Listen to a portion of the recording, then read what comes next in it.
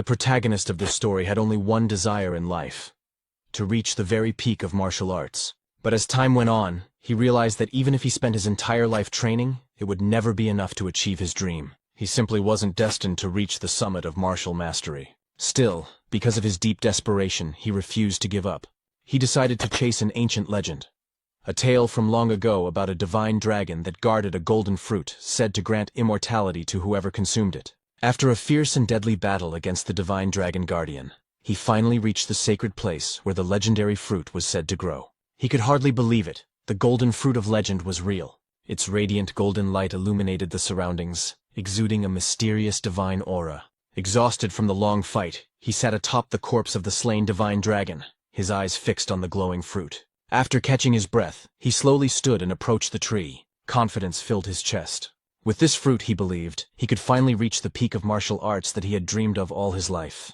Without hesitation, he plucked the golden fruit and began to eat it. The moment he swallowed, a strange and powerful energy surged through his body. His veins throbbed, his blood boiled, and his entire being trembled as if being reforged by divine power. It was then revealed that this man's name was Gilfus el Dragon, the one hailed as the strongest human in the entire world. But decades later, Gilfus el Dragon had grown old. Now lying weakly on his bed, he was surrounded by his children and grandchildren. They whispered that his time was near and that they must accept that he would soon pass away. His eldest son, Gilliam, held his father's hand tightly. Gilfus, the current head of the El Dragon family, told his son that he didn't want to see sadness on their faces, that his time had simply come. Gilliam forced a smile, his voice trembling as he said that the manor had already grown gloomy when their mother passed away, and it would be even lonelier once their father was gone. But Gilfus gently reminded him not to let weakness consume him, not to be swallowed by grief. Then, as silence filled the room, Gilfus thought back to the golden fruit. He admitted to himself that in the end, perhaps no one could truly believe in the myths of the ancient world. Yet he still felt fortunate, for he had lived long enough to have a family of his own. He told his loved ones that he had lived a long and fulfilling life, and that he had no regrets. But deep inside, he knew it was a lie. Even now, he still couldn't let go of his dream. If only he had more time, he would continue to pursue the peak of martial arts, the dream that had eluded him all his life. And so, in his final moments, he held on to that desire until his last breath. However, in a completely unexpected twist, Gilfus opened his eyes once again. Confused, he wondered if he had merely fallen asleep. Everything felt strange. His room was different. His body felt light, and his surroundings unfamiliar. When he finally looked at his hands, his eyes widened in disbelief. "These aren't my hands. Am I a baby?" He quickly realized he was in a bizarre situation. But as a 10-star level martial artist, he questioned how anyone could have done this to him without him noticing. Then, a thought struck him. The divine dragon and the golden fruit. He finally understood. The fruit's effect wasn't immortality, but reincarnation. Though unexpected, the realization filled him with joy. He had been granted another chance, a second life, to reach the peak he failed to attain before. Soon he noticed he wasn't alone in the room. When he looked around, he realized he was inside the annex of the El Dragon Manor. Somehow, he had been reborn into the same family. He then noticed that the room was filled with other infants. Just as he was wondering why there were so many babies here, a group of maids entered, carrying baby bottles. But strangely, instead of milk, they carried a red liquid. Gilfus watched as the maids poured the crimson substance into the bottles. He thought they were about to feed the infants, but suddenly, one of the maids carried out a goblin. They forced the bottle into the goblin's mouth. Moments later, the goblin began to tremble violently. A red light burst from its body, and then it exploded into a shower of blood, splattering across the room. Gilfus froze in shock. Fear and confusion filled his mind. What in the world is happening here? One of the maids calmly said that the mixture would be safe if they adjusted the right amount of water. As they began feeding the red liquid to the other infants, another maid picked up Gilfus himself. He looked at the bottle and immediately realized it wasn't milk. The energy coming from it was terrifyingly strong. He could sense that the liquid was dragon blood, and that it was far too dangerous for a newborn's fragile body. But before he could react, the maid pushed the bottle into his mouth. Instinctively, like any infant, he began to drink. Instantly, immense power surged through his veins. His small body trembled from the pain, but Gilfus recognized it. The blood of ancient dragons was coursing through him. He thought, "This is dangerous, but maybe this is also an opportunity." At first, he considered stopping, but then he realized, if he could absorb this power, He might surpass even his former self. He might finally reach the true summit of martial arts. With fierce determination, he continued drinking the dragon's blood. His veins bulged, his body convulsed in agony, but his will remained unbroken. "Don't underestimate me," he thought. "I am Gilfus Eldragon." He repeated the words in his mind like a mantra, enduring the pain until miraculously, he overcame it. The maid stared in disbelief as he continued to drink, surviving what should have been a death sentence. Within his tiny body, two colossal dragon energies clashed violently, battling for dominance. When one finally overpowered the other, Gilfus could hardly believe how easily he had absorbed the power. When the two dragon forces finally merged within him, he realized this was the perfect opportunity. After finishing the last drop, he couldn't believe he had survived the overwhelming pain. His body hadn't exploded. Instead, it had adapted. He noticed a few other infants had also survived, which made him smirk inwardly. So, he thought, never underestimate the survival instincts of a newborn. But as expected from a baby's body, exhaustion soon overcame him. His eyelids grew heavy, and despite his triumph, Gilfus Eldragon, the strongest human reborn, slowly drifted into sleep. After 7 years, he was now undergoing intense physical training. While doing one-handed push-ups, a massive boulder was balanced on his feet. When he finally reached his 1000th count, he kicked the boulder upward, and as it came crashing down onto his back, Gilfus couldn't believe the strength his body now possessed. Gilfus Eldragon, the former family head of the Eldragon clan, now lived under a new name, Zeke Eldragon. Zeke thought about how he had achieved such physical power at a young age, realizing it was all thanks to the ancient dragon blood flowing in his veins.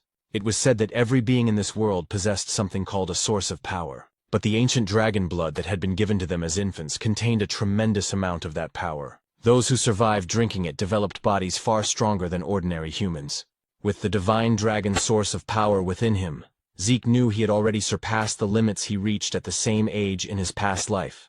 And since he was the only infant who had managed to drink an entire bottle of ancient dragon blood, his body underwent a drastic transformation, one even he did not expect. Yet despite his progress, what frustrated him most was that he remained a mere 1 star. He had trained relentlessly, expecting to reach at least 4 stars by now.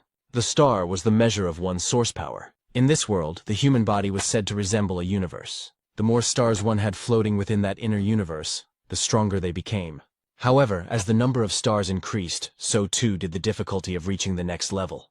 In his past life as Gilfus Eldragon, Zeke had achieved the unimaginable, 10 stars. He was the only person in the world to ever reach such a level. "Time really flies," Zeke muttered. He was now 7 years old. We learned that he was an illegitimate child of the current Eldragon family head. His mother had died when he was still an infant, and to this day he had never even seen his father's face, something he considered deeply irresponsible. What shocked him most was the realization that 1,000 years had already passed since his reincarnation. He thought that reincarnation itself was already unbelievable. But after 1,000 years, the world had changed. It had become a true survival of the fittest era. The greatest proof of this was the practice of feeding infants the blood of ancient dragons, followed by a ritual known as the Dragon Trial. Only those who survived both the drinking of dragon blood and the Dragon Trial were deemed worthy to receive education and training as Eldragon warriors. Naturally, Zeke should have been one of them. Yet, whenever he asked the servant assigned to take care of him why no instructor had ever been sent to train him, the servant would only say that he wasn't allowed to answer such questions. Even after turning 7, Zeke had never received a single lesson. "Isn't that strange?" Zeke wondered aloud. Every child who survived the Dragon Trial was supposed to begin combat training. Everyone except him. Day after day, he lived alone with only a servant by his side. When he confronted the servant about it, the servant merely asked what was wrong with that arrangement. Zeke sighed and said that for now, conditioning his body was more important than combat training anyway. After all, he could teach himself if he wanted to. He had once been a 10-star warrior in his past life. Zeke then requested information about the other surviving infants or anything about the main family that could help him. But once again, the servant refused, saying she wasn't permitted to disclose such information. Frustration clouded Zeke's face. "Will you always refuse to answer me?" he asked sharply. The servant's firm and repeated that she couldn't speak of such matters. "Isn't it cruel?" Zeke asked bitterly. "Treating me like this?" But the servant explained that he was only following orders, her duty being to attend to Zeke's daily needs, nothing more. The servant, a 3-star level practitioner, could have easily taught Zeke basic combat techniques. Yet Zeke had no interest in such trivial lessons. after 7 years of living with this maid. He had grown used to the same lifeless responses. Finally, Zeke decided to leave and head into the forest. The servant said nothing, merely watching as Zeke walked away. So, she's really going to let me go? Zeke thought, a hint of irritation in his tone. Deep in the forest, Zeke uprooted wild poisonous herbs and ate them without hesitation. As before, the taste was vile, but this was part of his training method. Then suddenly he noticed something. He took a deep breath, forcing himself to stay calm as he repeated to himself, "Be patient. Be patient." He could feel someone, or something, watching him from afar, observing his every move. No matter how hard he tried, he couldn't shake the presence. After a few moments, Zeke sighed. "They followed me all the way here, huh?" When he could no longer stand it, he called out, "You might as well come out if you've got something to say." Then he moved into the tall grass, hiding himself.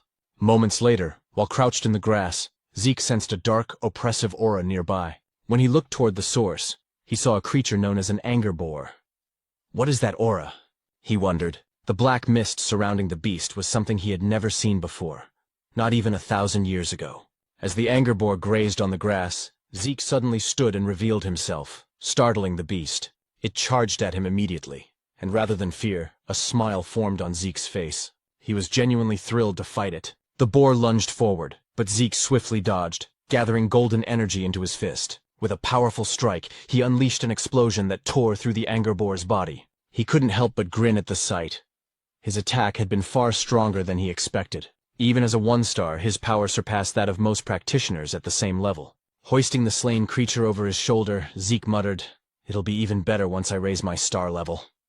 He was tired of 7 years of being ignored and isolated by the Eldragon family. He wondered if it was time to leave and travel on his own, maybe even venture toward the ocean. Meanwhile, in the distance, a cloaked man watched from the shadows. "What's going on with that boy?" he muttered. Even without formal training, he's reached 1-star level, and he killed that anger boar with a single strike. What puzzled the man even more was how Zeke managed to sense his presence. "That child isn't ordinary," he said quietly. He recalled that Zeke's mother had died young, and his father, the current family head, had shown no interest in him. Without proper guidance, the boy shouldn't have grown this strong. Still, as the son, illegitimate or not, of the Eldragon head, Zeke was bound to remain under the clan's watch. That was why someone like him had been assigned to monitor the boy from the shadows. An illegitimate son, yet the blood of the family head runs through his veins, the man whispered. Could that be why he's so strong? Uncertain, he chuckled softly. That kid will be interesting to watch in the future. Then, he disappeared into the darkness. Back at Zeke's home, the boy was packing his belongings, ready to set off on his journey. But suddenly, he sensed several powerful presences outside. 3 4-star practitioners and 1 5-star. What are they doing here? He thought, stepping quietly to the door to listen. From their conversation, he heard them talking about how fresh and clean the air was in such a remote place, and how peaceful it was since there were no nearby rifts. Hearing this, Zeke concluded that they weren't assassins. They didn't sound like bad people at all. Deciding to confront them directly, he opened his door and asked, "What business do you have here?" The group froze in surprise. Then Zeke noticed the emblem embroidered on their clothing, the mark of the Eldragon clan. "Eldragon?" he muttered under his breath, wondering what they wanted from him. The men quickly bowed. "It's an honor to finally meet you, young Master Zeke," their leader said. "We've been sent to escort you to the site of your examination." "Examination?" Zeke frowned in confusion. Annoyance flickered across his face. "They expect me to take an exam," he muttered, "even though they haven't taught me a damn thing yet." And after a few days, Zeke could hardly believe that he had returned once again to the main estate of the Eldragon family. He told us that he wasn't brought here to live again within the main estate, but rather for another purpose. Before he could enter, they instructed him to change out of his dirty clothes first. Zeke then began to explain about something known as the Dragon's Nest. After 1,000 years, the Eldragon family had established a school that served all branches of their bloodline. Everyone born with any relation or connection to the Eldragon family dreamed of entering this so-called Dragon's Nest to receive proper education once they turned 7 years old. And today marked the day of the entrance ceremony for that academy. Zeke was here to take part in the entrance exam. Even though he hadn't learned anything about the modern generation of his family, taking the exam was mandatory. Zeke immediately felt disheartened when he realized that this was the true reason they had brought him here. Why now, he thought, when he had already decided to leave and travel the world? While sitting by the school gate, a boy from Ortiscale village approached him. It was Rangus, who asked if he was all right and what seemed to be bothering him. When Zeke asked who he was, The boy formally introduced himself as Rangus, and said he had approached because Zeke looked troubled. "Is that so?" Zeke replied casually. After observing the flow of energy in Rangus's body, Zeke quietly thought to himself that the boy seemed shy, but had an unusually strong sense of perception. Zeke then apologized for his situation, introducing himself in return, and admitting that his mind was in turmoil because he had no idea what they would be required to do in the exam. "Is that all?" said Rangus, feeling slightly nervous at the mention of the test. Still, he explained that the annual entrance exam for the Dragon's Nest didn't really change much. But when Zeke admitted he knew nothing about the exam, Rangus was shocked. Taking the test without any knowledge at all. Wasn't that far too reckless and dangerous? Just as Rangus was about to explain the details of the exam, a loud and arrogant voice suddenly interrupted them. A boastful boy shouted and called Rangus a weakling. Rangus turned around in shock and immediately recognized who it was. It was Retin, also from Ortiscale Village. Mocking him, Retin asked why he was here, suggesting that he must have gotten lost to end up at the Dragon's Nest. He even told him it would be better to go home before he got hurt. "I'm here to take the entrance exam," Rangus replied, though his voice trembled as Retin drew closer, asking if he was seriously going to take the test. Retin clutched his stomach and burst out laughing, saying it was impossible for him to pass. He even insulted Rangus's father, saying, "Your father's a pseudo-dragon, right? What could the son of a pseudo-dragon possibly accomplish?" Rangus's fists trembled as he held back his anger.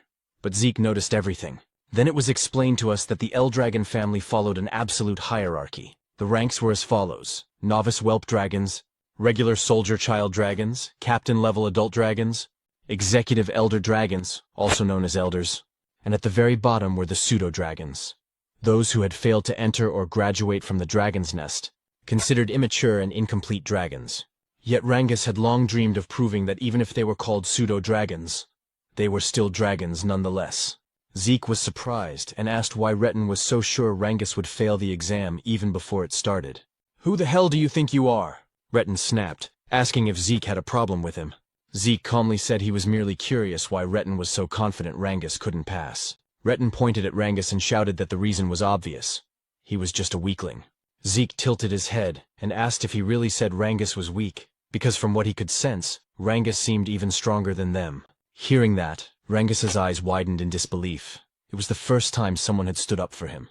The arrogant boys grew angry and asked if Zeke was seriously claiming they were weaker than a pseudo-dragon, a being they saw as inferior. But before things could escalate, a man arrived and drew everyone's attention. He was the adult dragon examiner, announcing that the Dragon's Nest entrance exam was about to begin, and that all participants should register to receive their numbers. As Retin left, he glared at Zeke and warned that he wouldn't forget his face. Zeke sighed and said there was no need for anger, remarking that the children of this generation seemed to have such short tempers. Rangus quickly replied that wasn't that strange, since they were about the same age. Rangus added that anyone would be angry if told they were weaker than him. "Is that so?" Zeke muttered lightly. Since the entrance exam was mandatory, they had no choice but to take it. Though Zeke was surprised when Rangus said it was actually possible to skip the test. Zeke's eyes widened, and Rangus realized Zeke truly didn't know anything about it. Rangus advised him that it might be better to withdraw now before he got hurt. But Zeke replied confidently that a genius like him would never withdraw from a challenge. Rangus could only shake his head and say that Zeke was overly confident despite knowing nothing about the exam. Zeke simply laughed and said that whatever the test may be, they should hurry since it was about to start. Rangus had no choice but to agree. When they arrived at the testing grounds, the examiner announced that the exam was simple. To pass, they only needed to scratch the stones placed behind him. However, no other weapons were allowed except those provided by the academy. Still, they were free to use their bare hands if they wished, but each participant only had 3 attempts. "That's it?" Zeke said, sounding unimpressed. After surviving the dragon trial when they were still infants, he expected something far more terrifying and intense. But this seemed disappointingly simple. The examiner then called the first participant and instructed him to begin. The boy, nervous but determined, struck the massive stone with all his strength. The sound of metal clashing against rock echoed loudly, ringing in their ears. But to everyone's shock, the boy's sword snapped in half, and the recoil shattered his arm. Zeke was stunned at what he saw. As the boy writhed in pain, the examiner calmly said that he still had 2 remaining attempts, and asked if he wished to continue. But since the boy could no longer stand, the examiner declared him failed and ordered the others to clean up the area. As the injured participant was dragged away, the next number was called. Rangus trembled in fear at what he witnessed, while Zeke grew annoyed. "So this is what they call an exam?" he muttered. He then asked what kind of stones they were using. It was explained that the stones possessed regenerative properties. Any scratches would vanish in an instant. Moreover, they could reflect physical force 100-fold when struck with power. Zeke immediately said that such materials were far too excessive for an entrance exam. But Rangus explained that it was still possible to scratch them if one could properly circulate their source power throughout their entire body before attacking. "I see," Zeke said. He realized that the circulation of source power was far more important than martial arts skills in this exam. After glancing at the other participants, he thought that only a few would be able to pass, including those arrogant boys. As the exam continued, more and more failed than passed. Many were injured badly due to the stone's ability to reflect ordinary physical attacks. Then, after a few moments, the examiner called out Zeke's number. "It's my turn," Zeke said with a calm smile. Rangus, still nervous, asked if he really had no intention of withdrawing. But Zeke simply walked forward, telling him not to worry. As he approached the examiner, the man's eyes widened in shock. Zeke's aura began to flare up, faintly revealing the might from his previous life as Gilphus. The examiner told him to step forward and choose a weapon, but Zeke said it wasn't necessary. His fists alone would be enough. The crowd murmured in disbelief. No matter how skilled he might be in circulating source power, they thought, there was no way he could scratch the stone with his bare hands. His fists would surely shatter instead. Some of them said that not only Zeke's fists, but also his arms would be destroyed, which made Rangus extremely nervous for him.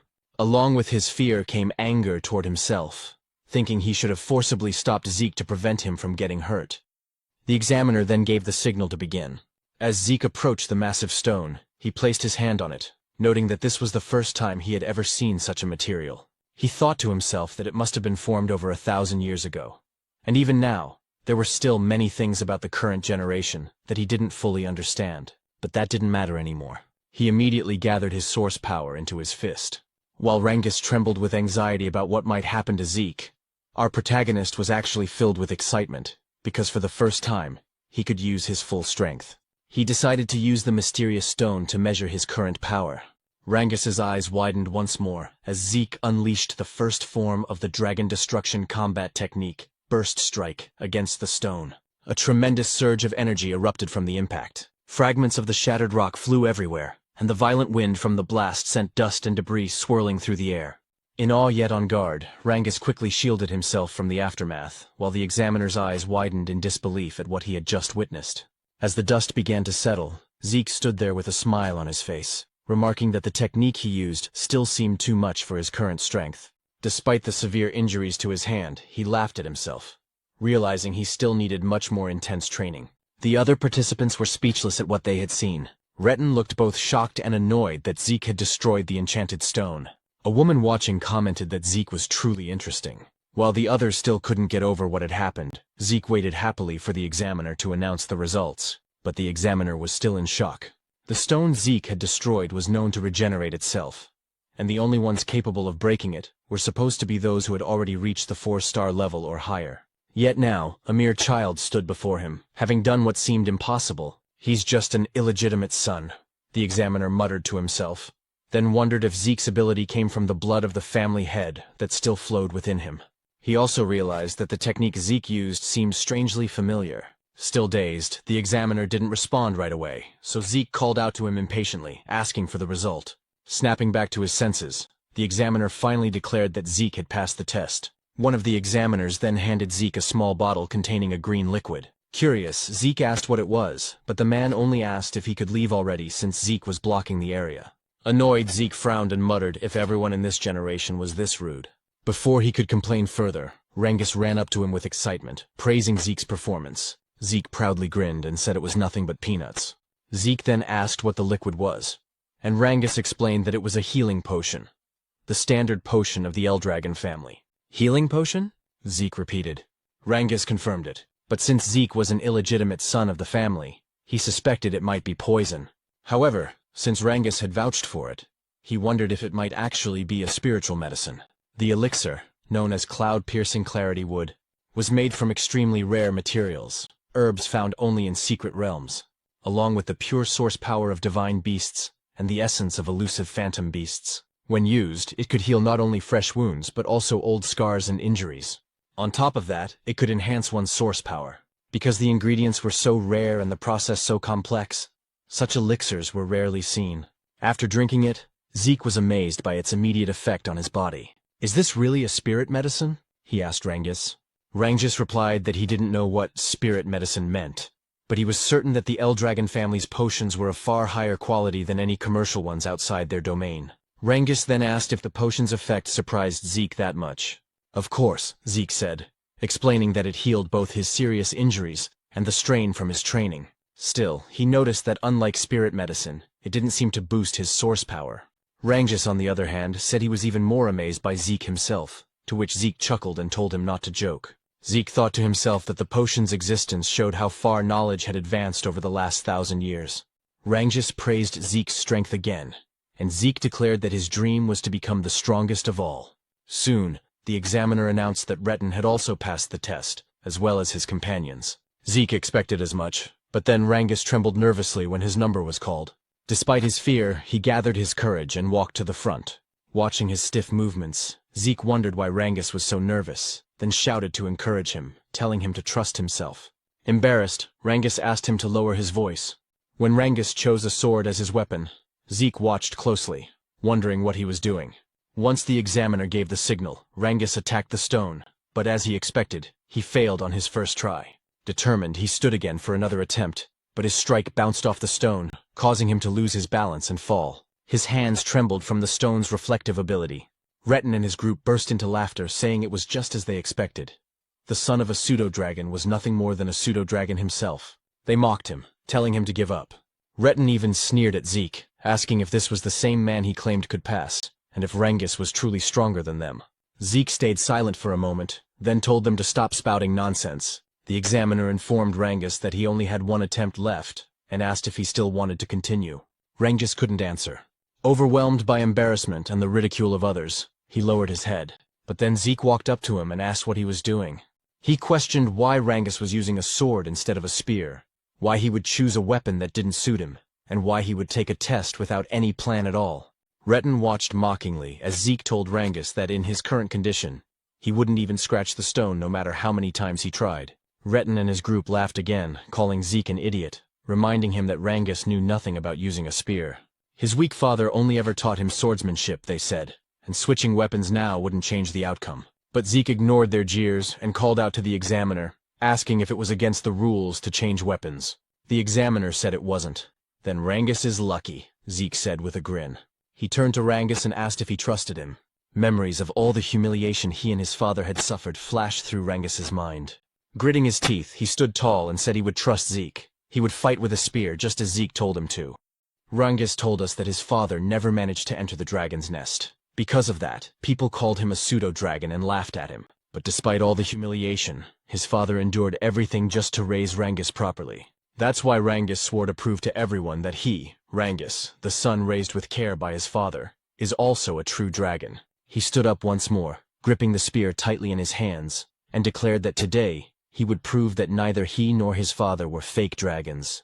He also realized that if he tried again with a sword, the result would only be the same as before. So this time he decided to trust Zeke completely. The only problem was that he didn't know how to use a spear. Zeke called out to him, and as he pointed toward the enchanted stone, he told Rangus that there was nothing else he needed to do. Just thrust the spear straight into the stone without thinking about anything else. Just pierce it straight through, Zeke said firmly. Rangus tightened his grip on the spear. He knew that under normal circumstances, stabbing the stone directly wouldn't cause even the slightest damage, especially since it had a strong regeneration element. But Zeke was the first person to ever stand up for him, even though they had just met that very day. It was something new and unfamiliar to him, but because of that, he chose to place his full trust in Zeke and believe in his own strength this time.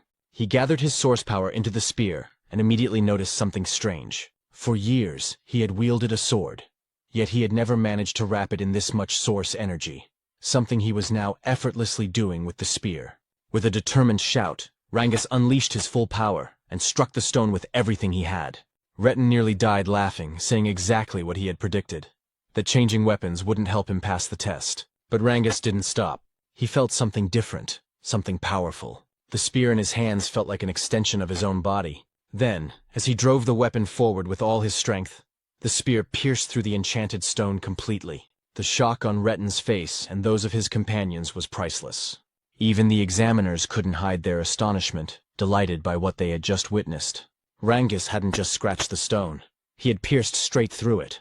Zeke immediately praised him, while Rangus himself could hardly believe what he'd done. Even after the examiner officially declared that he had passed, Rangus still asked in disbelief if he had really succeeded. Zeke smiled, wrapped an arm around his shoulder, and confirmed it. Overwhelmed with joy, Rangus nearly cried as he hugged Zeke tightly, shouting over and over that he had done it, that he had passed the test.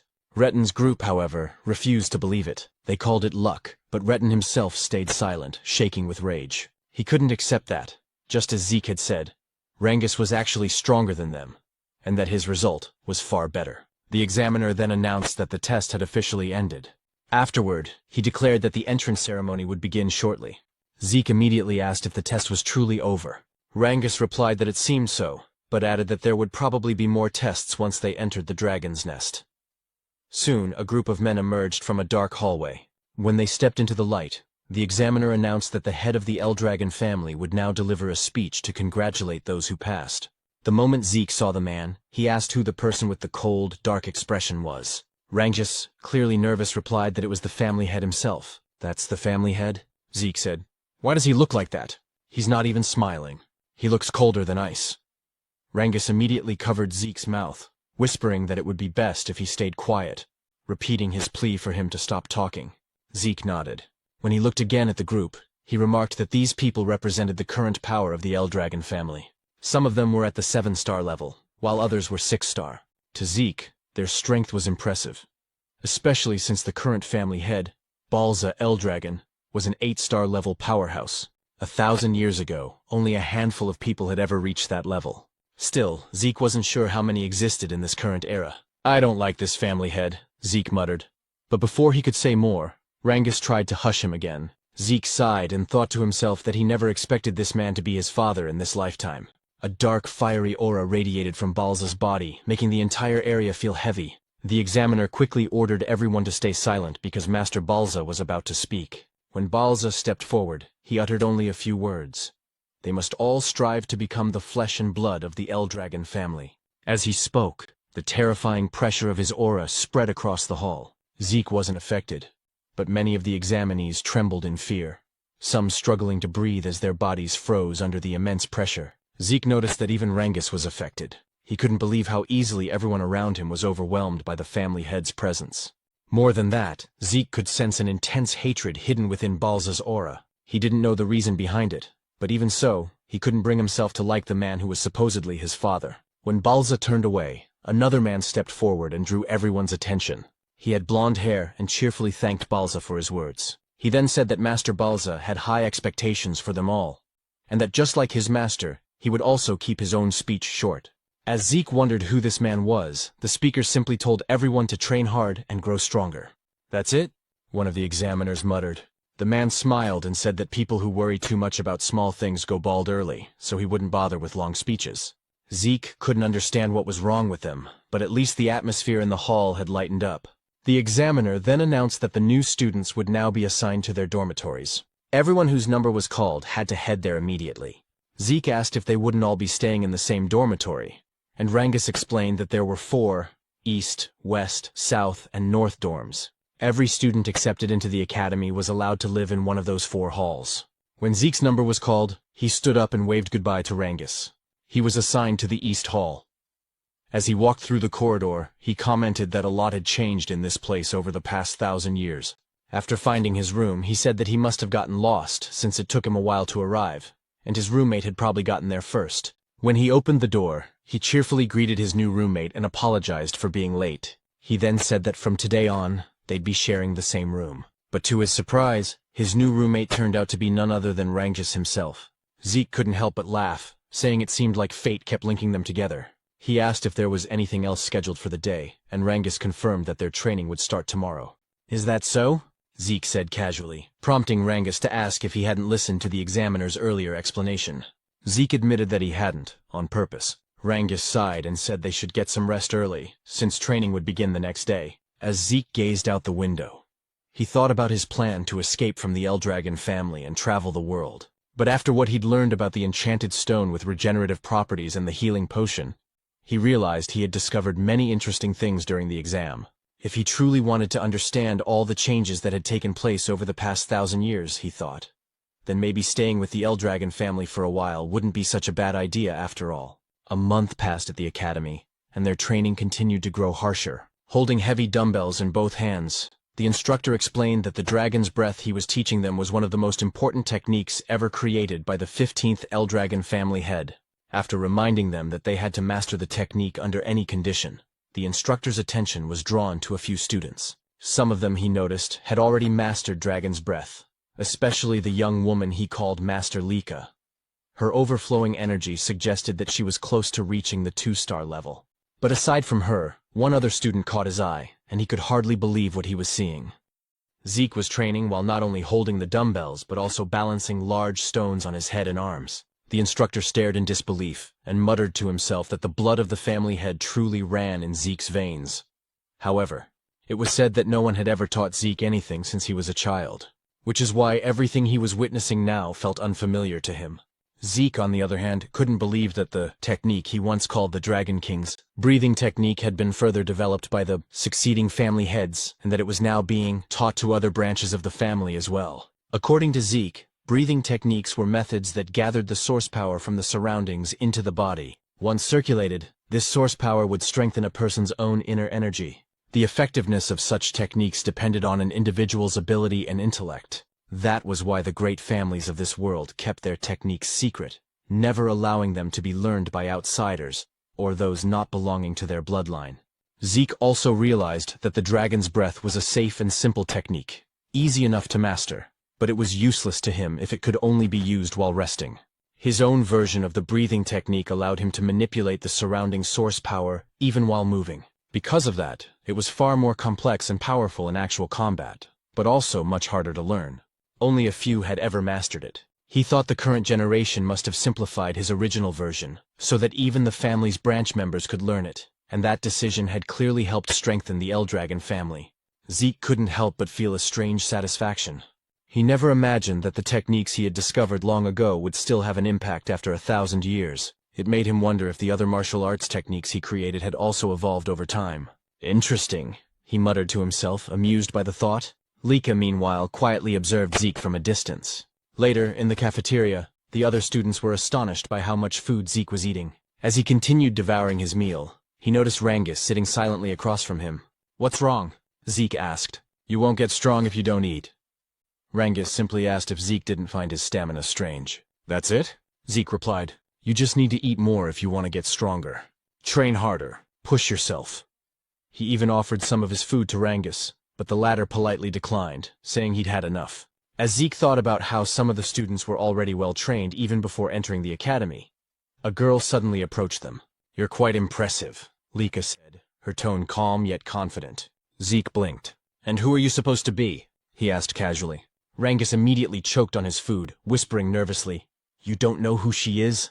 That's Master Lika, the daughter of the family head, Lord Balza." "Oh," Zeke said indifferently. "What do you want me to do about that?" "I don't know her." Rangus began sweating profusely. "You can't talk like that. Master Lika is one of the candidates to become the next family head. She's not someone you can just speak to casually." "Is that so?" Zeke replied. "Well, I'm a family head's child too." "An illegitimate one, though?" Rangus froze in shock while Lika looked at him curiously. "Is that true?" she asked. "You're really the family head's illegitimate son?" The narrator's voice continued. Lika Typhona Eldragon, one of the candidates to inherit the Eldragon family, was now standing before Zeke herself. "Why would I lie about that?" Zeke said, shrugging.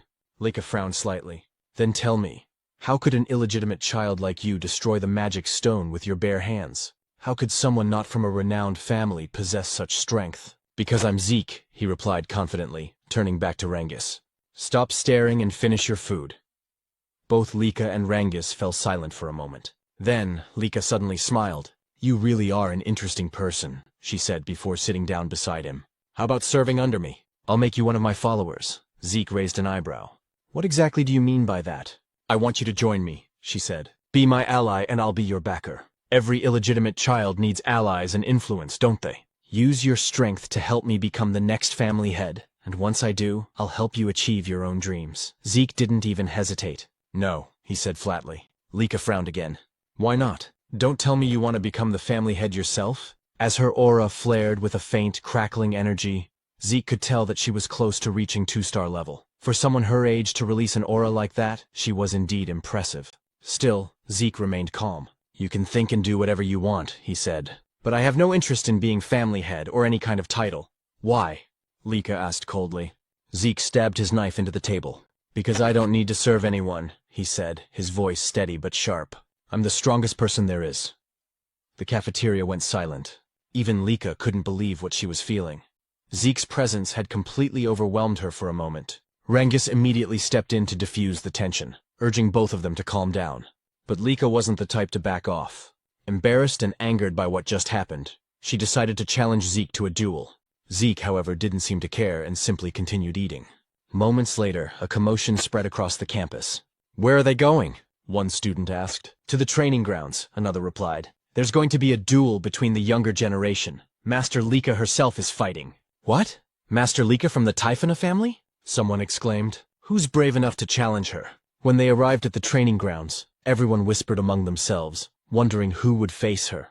Zeke, meanwhile, couldn't believe Lika was actually serious about the duel. Are you all right with this? Rangus asked nervously. You'll be fighting Master Lika. Even if you call her master, I don't know who she is, Zeke replied bluntly. Rangus sighed. You should at least show some respect, now that I know you're also the family head's son. Do what you want, Zeke said. Still, Rangus tried to explain. What's important now is that you understand who you're up against. Master Lika isn't just anyone. She's the daughter of Lord Balza Eldragon. And she also carries the blood of the Typhona family, one of the 4 great families supporting the Eldragons. She's a prodigy who mastered all forms of the Typhona family's hereditary lightning great sword technique at a young age. Like her father's other children, she has terrifying talent. Zeke tilted his head. I didn't understand a word of that except that she's the family head's daughter. Rangus stared at him. How do you not know any of this? Because I don't, Zeke said plainly. So don't ask me. Rangus blinked as Zeke suddenly laughed. But since I don't know anything about her, he said with a grin, that'll just make the fight more fun. Sounds exciting? Rangus could only sigh in worry. No matter how strong Zeke was, Master Lika was on another level entirely. Why did you even accept her challenge? He asked. I never run from a fight, Zeke answered. And it looks like my challenger's ready anyway. At that moment, Lika stood with her sword planted firmly in the ground. Her aura flared, lightning crackling faintly around her. Are you two done talking? She asked coldly. Lika shouted, asking if they were finally done talking, and Zeke replied that he was ready. Rangus, trembling in fear and shock, immediately ran away from them, warning Zeke to be careful in their fight. Zeke then turned to Lika and asked why she was so determined to fight him. Lika explained that she wanted to become the next family head of the Eldragon family, and to achieve that, she needed to defeat Zeke and make him one of her followers. What do you mean by that? Zeke asked, wondering what his connection was to her dream of becoming the family head. Lika questioned him back, asking if he truly had no idea about the current situation of their family, and whether being an illegitimate child was the reason he was so unaware. Zeke simply answered that he didn't, admitting that his knowledge about their family was limited. Because of that, Lika began explaining. She said that including both of them, there were 5 candidates to become the next family head. Except for Zeke, all of her siblings were connected to the 4 major branch families of the Eldragon clan. The position of family head was so important that it became a source of conflict among those branches. For that reason, all of Zeke's siblings had entered the Dragon's Nest to study and represent their respective families. Since the fight for succession had turned into a fierce competition, Lika needed strong allies to stand against her older brothers. Zeke quickly understood that this was a power struggle between the 4 main branches of the Eldragon family. He found it all too complicated, and wasn't even sure if he wanted to understand it. Lika then continued, saying that as one of the candidates for family head, she needed to strengthen not only her knowledge and power, but also her influence by gathering strong followers. Without another word, she charged straight towards Zeke, declaring that she would defeat him right then and there to make him one of her subordinates. But Zeke easily dodged her powerful strike, as well as the flurry of attacks that followed. Still, Lika refused to let him escape. The onlookers couldn't believe what they were seeing. The speed of their movements was incredible. Lika's attacks, despite her heavy greatsword, flowed so smoothly and rapidly that it seemed almost effortless. As they watched the battle between the siblings, The crowd began to murmur about Lika's precise control over her source power, noting how her strikes were becoming faster and stronger over time. They could only marvel at the power of a true daughter of the family head from one of the main branches. Some even said the fight's result was already obvious. What they didn't know, however, was that Lika herself was growing increasingly frustrated. She couldn't understand how Zeke kept dodging every single one of her attacks, or why it felt like he was simply toying with her. Rangjus, who was watching from a distance, couldn't help but be amazed, his earlier worries fading away as he saw Zeke's calm movements. Zeke then remarked that the martial arts Lika was using were unlike anything he had seen before. He admitted that her movements were far faster than those of any ordinary one-star level fighter. But Lika, irritated, shouted for him to stop talking and focus on their fight. Zeke clenched his fist and said he was already focused, and that was exactly why he could unleash such a powerful strike so easily. His punch landed squarely, and Lika immediately gagged from the force. She fell to her knees, gripping her sword and stomach in pain. The spectators gasped and began whispering among themselves, wondering how Zeke managed to avoid all of Lika's attacks and who this mysterious boy truly was. As Lika struggled to stand, she asked why none of her strikes could land. Compared to other one-star fighters, she knew she was much faster. So logically, Zeke shouldn't be able to keep up. Zeke admitted that she was indeed faster than any one-star he had ever seen. But in his eyes, she was still just a one-star. "You're a one-star too," Lika snapped, saying that Zeke shouldn't be able to match her speed and movements. "There's a simple reason for that," Zeke replied. "Your breathing, the movement of your eyes, even the shift of your muscles. I can read them all. By observing these small details, I can predict your next move. It's all based on experience." "Don't make me laugh," Lika shouted, launching another fast strike toward him. But Zeke easily dodged again, saying that just like his words a moment ago, he could see and read her every move. In the next instant, he countered with another powerful attack that sent Lika crashing into the wall with a violent force. The spectators screamed in shock, asking if Lika had really been defeated. "Master Zeke, that was amazing! You beat Master Lika!" Rangjus shouted in excitement, but Zeke calmly said that it wasn't over yet. Their fight wasn't finished. As the dust cleared, Lika stood once again, bruised but defiant. Zeke noted that she had focused her source power into her core, allowing her to endure his attack without suffering serious damage. He smiled slightly and admitted that Lika was truly an extraordinary girl. "That's enough, Master Lika," Rangjus pleaded. But Zeke told him to move back, warning that he could get caught in their next exchange. Zeke then noticed an intense surge of aura flowing from Lika. He wondered if she had just advanced to the 2-star level. The spectators noticed it too. They couldn't be mistaken. The glowing mark on her body was proof that she had indeed become a 2-star with a white aura. The 2-star level was a stage where one could channel source power into their martial arts, even manifesting it outside their body as aura. Lika thanked Zeke, saying that because of him, she had achieved the 2-star level earlier than expected. "But because of that," she declared, "you no longer have any chance of winning." With her aura blazing, she charged towards Zeke, her great sword surrounded by radiant power. Zeke only laughed. He looked genuinely thrilled. "You've really improved," he said with excitement, dodging another rapid strike. "Your speed is incredible now." But his expression suddenly changed when he felt a sting on his cheek. A shallow cut. "I know I dodged that attack," Zeke thought to himself. Lika smirked and asked if he could finally see the difference in their strength. "This is my true ability," she said proudly. "Now that I've become a full 2-star and gained my aura, I'll show you the real power of the true Thunder Greatsword technique." "Oh, then I get to witness a martial art I've never seen before," Zeke said, smiling in excitement. To him, this was turning out to be the most thrilling and enjoyable moment of their fight. Lika suddenly unleashed the Lightning Greatsword technique. Lightning flash. Her sword crackling with blinding golden energy as she charged forward.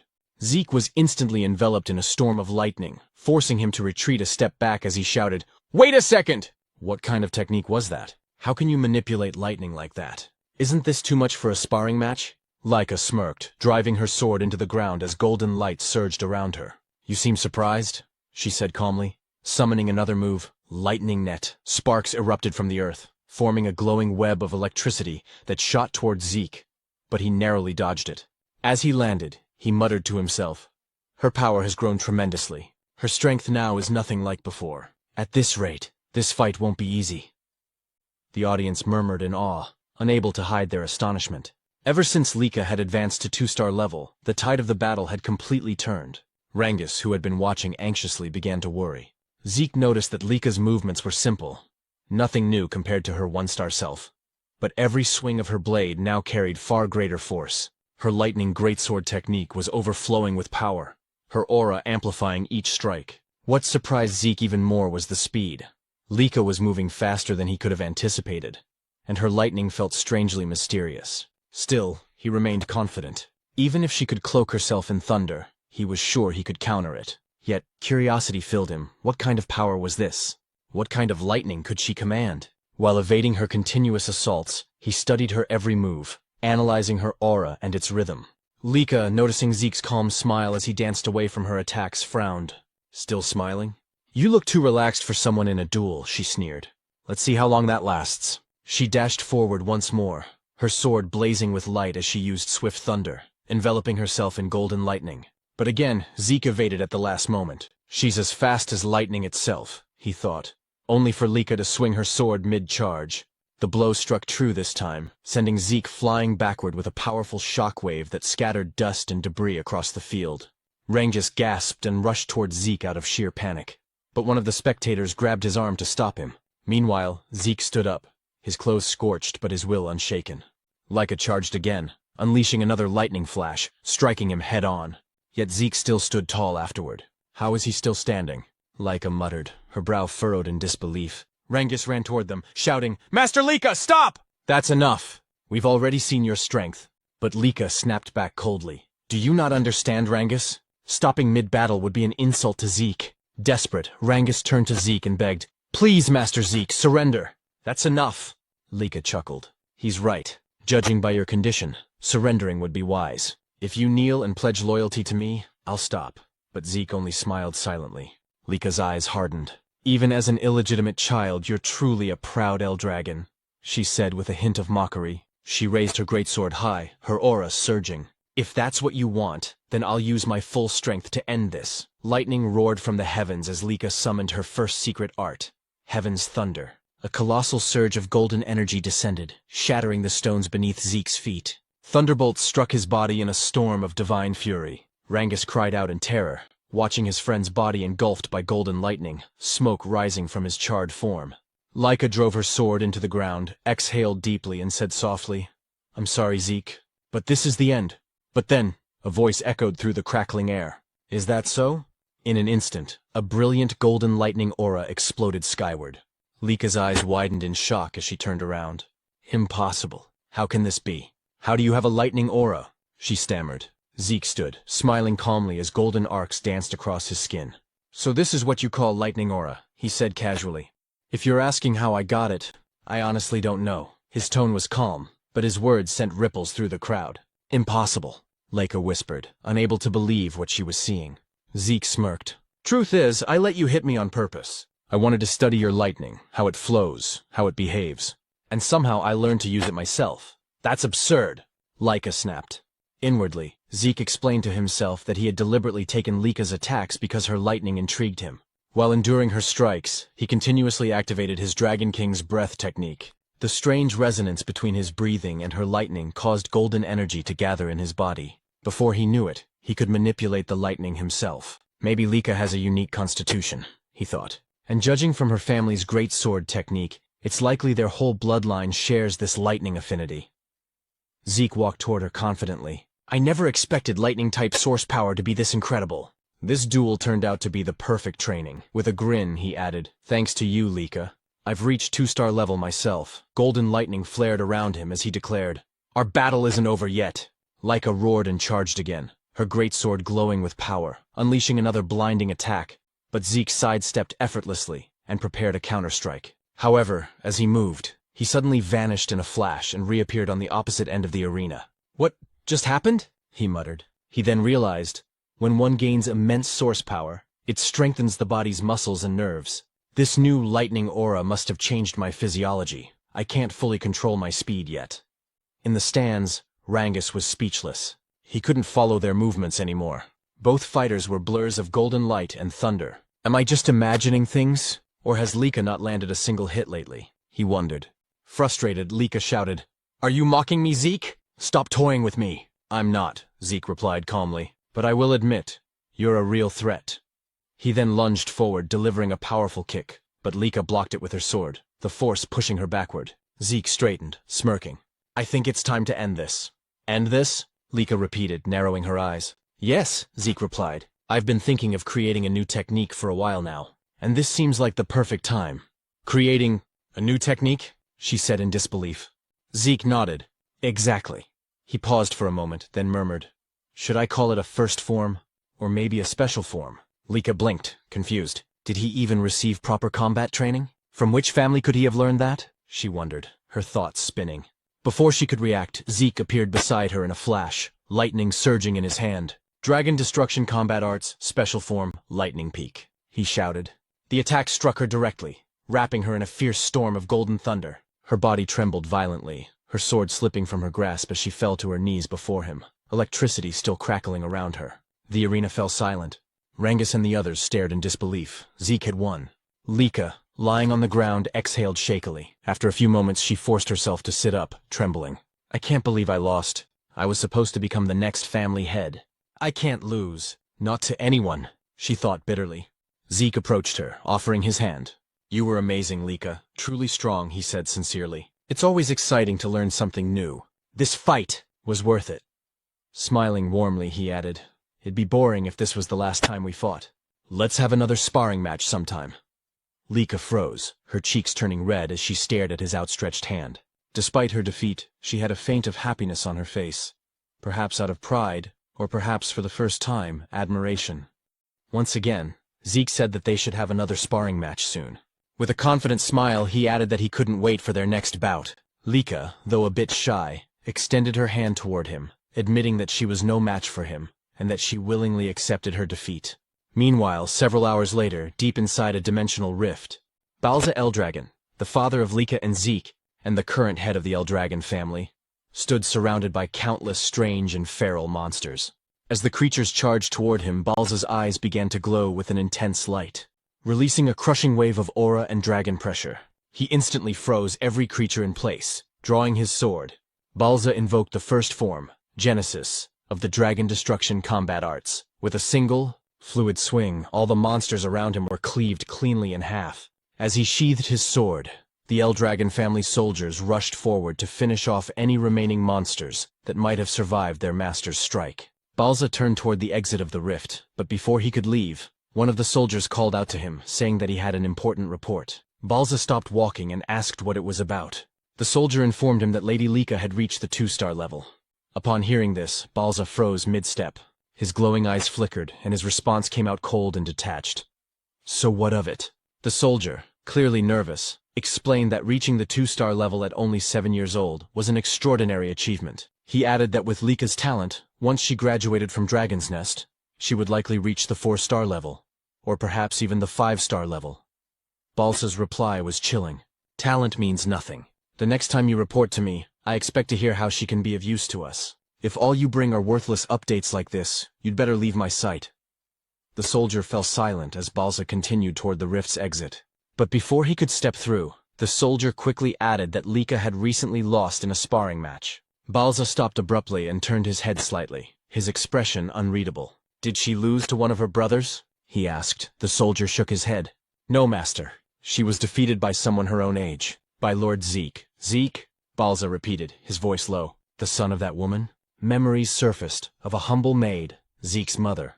That woman truly was gifted in battle, he muttered. But she died after giving birth to the boy.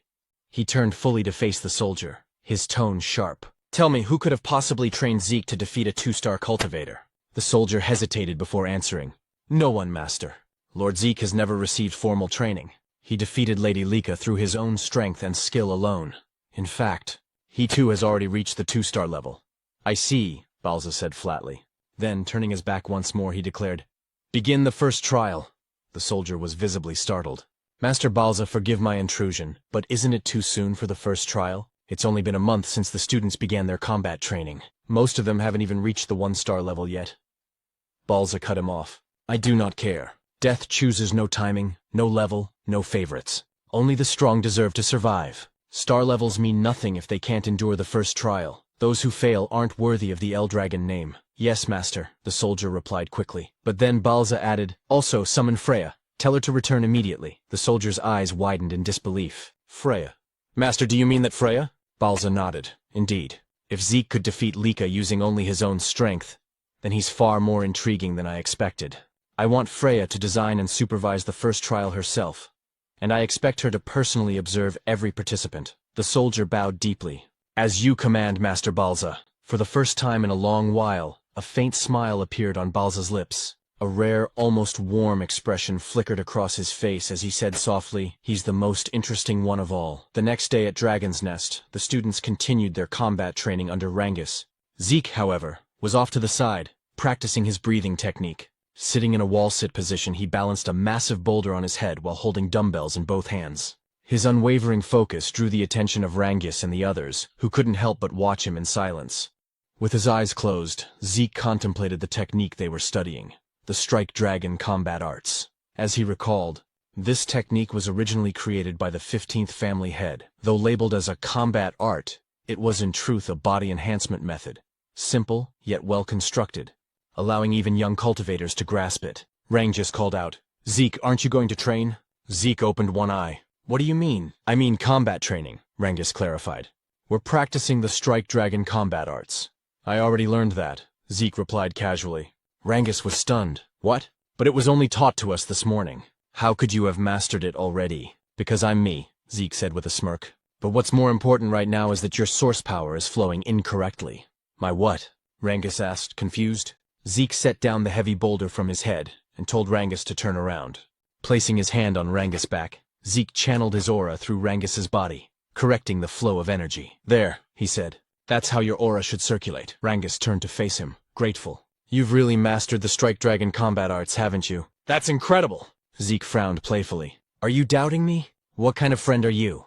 "No, not at all," Rangus quickly said. "It's just, aside from my father, no one's ever taught me like that before. That's why I want to learn everything I can. You, Lord Zeke, already have your own martial arts, strong enough to defeat Lady Lika. I just thought the Strike Dragon combat arts might be too simple and boring for someone like you." "It's not boring," Zeke replied.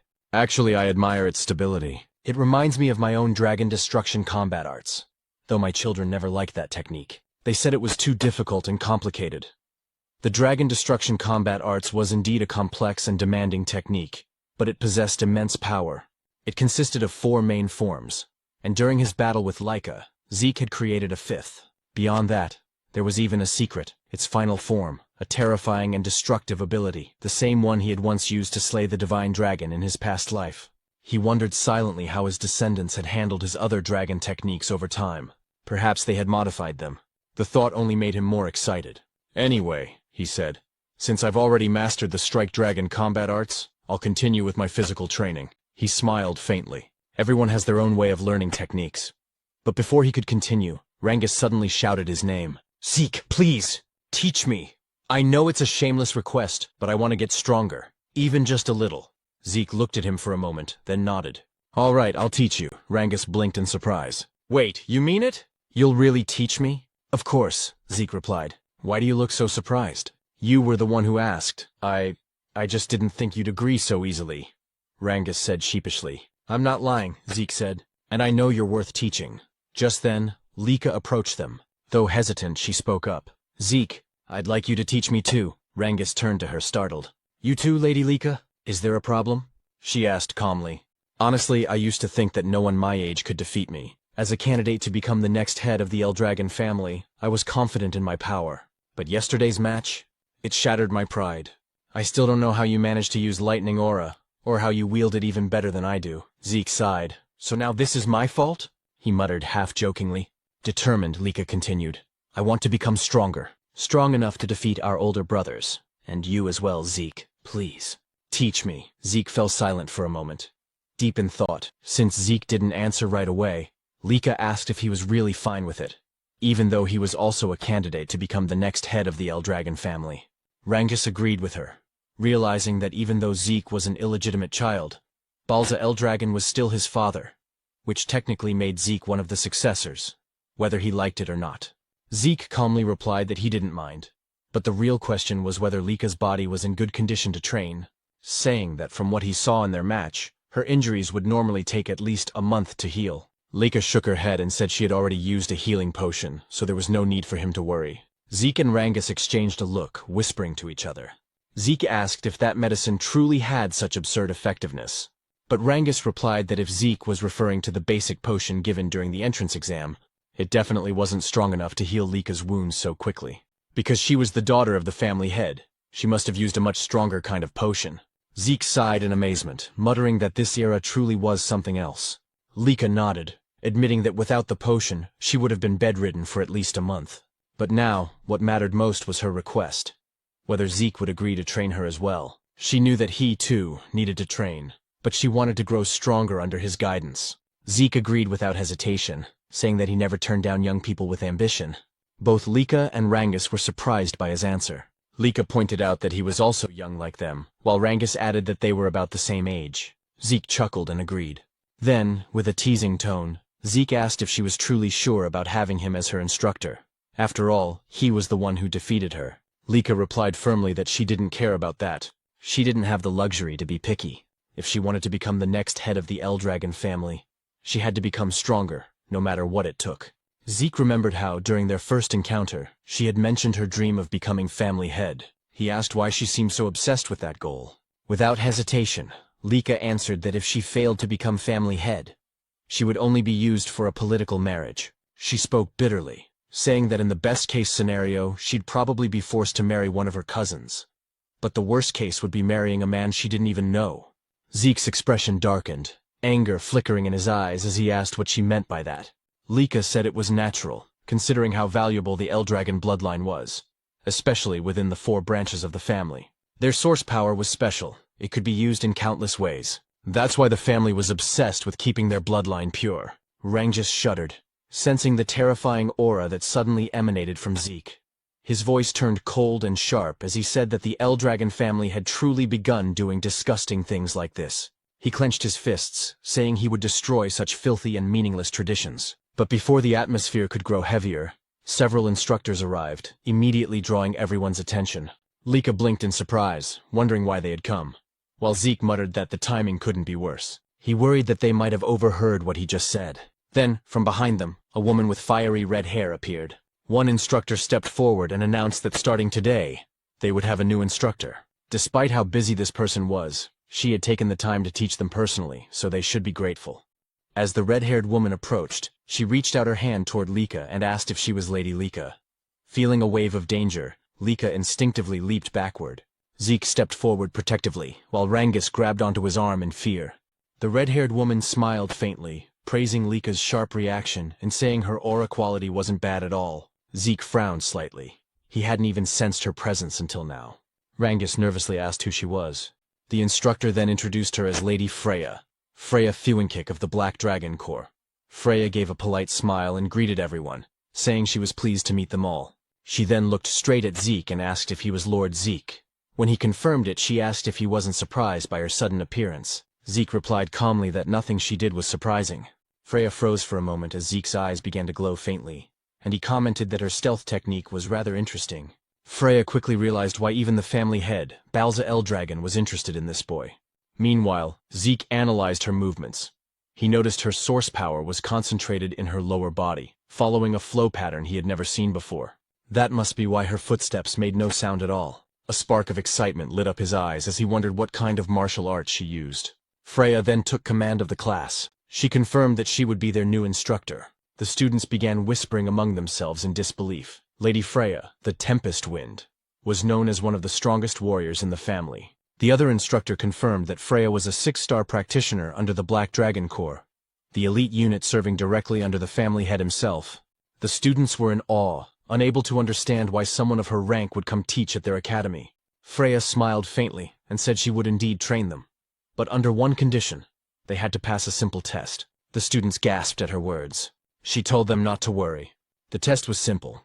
They just needed to bring crystal like the one she's holding, and survive for 1 full month inside the Poison Dragon Mountain. Rangus went pale at the name, while Zeke felt a sense of nostalgia. The Poison Dragon Mountain, he explained, was home to countless poisonous creatures. Even brushing against a single leaf could kill an ordinary human instantly. It was a region of pure danger. Zeke recalled how, in his previous life, he had often used that place as his personal training ground. Still, he thought this test might be too cruel for young students. Freya explained the rules. Each student would receive 1 crystal orb. If their orb broke or was lost, they would immediately be disqualified. When someone nervously asked what happened to those disqualified, Freya replied bluntly, they would be expelled from the dragon's nest. She added that they didn't need to worry about the poison itself. If they properly used the dragon's breath-breathing technique, they would be fine. As long as they held onto their orbs and controlled their breathing, they could survive. Lika pointed out that aside from poisonous plants, there were monsters there too. Freya's eyes turned sharp as she said they would need to defeat those monsters themselves, since that was the only way they could secure food. Without hunting, they wouldn't last even a few days. The students were horrified. Retin muttered that it was impossible. Many doubted whether their basic combat technique, the strike dragon, could even hurt the creatures living there. Freya smirked and told them not to panic. They had 5 days to prepare. During that time, they could each choose a basic weapon art from the Eldragon family archives to learn. If they mastered it, their survival chances would improve. But if they failed to learn it within 5 days, she would not take responsibility for whatever happened in the mountain. One student asked timidly if Freya would help them in case things got too dangerous. Freya chuckled darkly, saying, "You're in the dragon's nest, the land of the Eldragon family. Here the weak do not last. Only the strong survive. If you can't defeat a few monsters on your own, then you might as well sleep peacefully beside them in the bed of poison." The students trembled in terror, sweat dripping down their faces. Rengis was on the verge of tears, while Lika stayed silent in deep thought. Zeke frowned to himself, wondering if this was still the same Eldragon family he once knew. It felt so different from when he had been the family head. Freya then said that was all for now. She began distributing martial arts books for every weapon type and told them to step forward to pick whichever technique they wanted to learn. As students crowded around, Rengis hesitated, unsure what to choose. Zeke advised him to take a spear technique, reminding him that he used a spear during the entrance exam. Rengis quickly agreed and thanked him. Lika said she would pick a great sword technique since she already knew the lightning greatsword's basic forms. But Zeke stopped her, suggesting she try axe arts instead. Lika asked why, and Zeke explained that it would help cover her current weaknesses. Since it was Zeke who suggested it, she didn't argue and just nodded, quietly trusting his words. Freya then asked if everyone had chosen their books. When they confirmed, she told them to make good use of the remaining 5 days. Their survival depended entirely on mastering those techniques. If they failed to do so, they would die pathetically in the Poison Dragon Mountain. Just as she was about to leave, Freya suddenly remembered something and turned back. She warned them that during the test, their seniors would be trying to steal their crystal orbs. Rengis was stunned and asked what she meant. Freya explained that their 10-year-old senior group would also be taking the same test, but their task was to hunt down and steal the orbs from the younger batch. She added that the younger students outnumbered the seniors, and since the Poison Dragon Mountain was vast, they might get lucky and avoid confrontation. Still, their seniors would use everything they had to find and attack them. After saying that, Freya turned and left. Rengis looked terrified, sweat dripping down his face as he asked what they were supposed to do now. Not only did they have to deal with poisonous monsters, but also with upperclassmen hunting them. Lika frowned and said that every upperclassman was at least 1-star level or higher. If they ganged up on her, she wouldn't last long, and most of their classmates probably wouldn't survive either. Zeke nodded, saying she had a point. If Lika couldn't fight alone, then she should form a group of 2 or 3. Cooperation wasn't forbidden after all. They could help each other hunt monsters and defend against seniors. When Rengis asked about Zeke's plan, Zeke simply said that he intended to go solo and enjoy the exam. Lika sighed and admitted that somehow that sounded just like him. Before they began training, Zeke suggested they eat first. As they walked away, Lika glanced at Rengis and asked if he didn't think Zeke was a little strange sometimes. Rengis shrugged and replied, "Yeah, sometimes." 5 days later, the students gathered before the Poison Dragon Mountain, their emotions mixed between fear and determination. Freya stood before them, a confident smile on her face, and declared that the weather was perfect for the test to begin. Nervously, Rengis said that the exam was finally about to begin. Even though this was Zeke's plan, he couldn't help but wonder if it was really okay for someone like him to be part of Lady Lika's team. After all, there were many noble-born students she could have chosen instead of him, a mere commoner who hadn't even reached 1 star yet. "We're the same, Rengis," said another student. When Rengis turned around, he recognized them as Raymond and Celine. Celine, who came from the East Hall of Dragon's Nest, admitted she was also a commoner, and couldn't believe she'd been chosen to join Lady Lika in the upcoming trial at Poison Dragon Mountain. Raymond, also from the East Hall, smiled as he looked at Lady Lika. But Lika quickly said that it didn't matter whether her teammates were nobles or commoners. She had chosen them because she recognized their potential and abilities. Hearing this, Rangus fell silent for a moment, then gripped his spear tightly, and declared that he understood, and that he would do his best not to become a burden to their group. Raymond followed, saying he would give his all to meet Laika's expectations. Laika smiled brightly and said, "I'm counting on you all." Then she turned to Zeke and asked if he was truly planning to take the trial alone. Zeke nodded confidently, saying he couldn't wait for it to begin. Celine, still nervous, admitted she admired both Zeke and Laika. While she was trembling in anxiety, Zeke was brave enough to face Poison Dragon Mountain on his own. Raymond remarked that it was natural for them to be confident, since the blood of family heads flowed through their veins. But Laika quickly interjected, telling him not to compare her to Zeke, because even she felt nervous. "You're nervous?" Zeke asked. "Is there even a reason to be nervous? Aside from you, everyone here seems like a group of promising students." However, they all replied that there were plenty of reasons to be nervous about the upcoming trial. Laika then asked Zeke if he truly thought the students she picked were skilled. Zeke immediately confirmed it, and thought to himself that Laika had successfully gathered some of the most promising students in the academy. He realized that her eye for talent was indeed remarkable. He praised their group's offense and defense, saying the trial would surely be easy for them. "You're right," Rangus replied with a drop of sweat running down his cheek. "You've always been too confident, Zeke." Freya then asked if all the participants have arrived, and soon noticed that many of the students had already formed groups. Since some weren't yet masters of their weapon arts, forming teams wasn't a bad idea. Freya then stepped forward and announced that the trial would begin shortly. She explained once again that their task was to survive for 1 full month in Poison Dragon Mountain and protect their crystal orbs. They would only pass if their orbs remained intact. Every orb was identical, meaning that if one lost theirs, it could be stolen by others. Many students grew anxious upon hearing this, while Zeke realized that this meant stealing orbs from other participants was fair game. Freya continued, saying that after the new students entered the mountain and settled, upperclassmen would also enter, to steal their crystal orbs. The upperclassmen mocked them, saying that since most of the new students hadn't even reached 1 star, taking their orbs would be easy. Hearing this filled Zeke's classmates with mixed emotions, fear, excitement, and unease. Freya concluded the explanation, and as soon as she announced that the trial had officially begun, the students dashed toward Poison Dragon Mountain. Watching them go, Zeke heard Laika tell him to make sure he survived.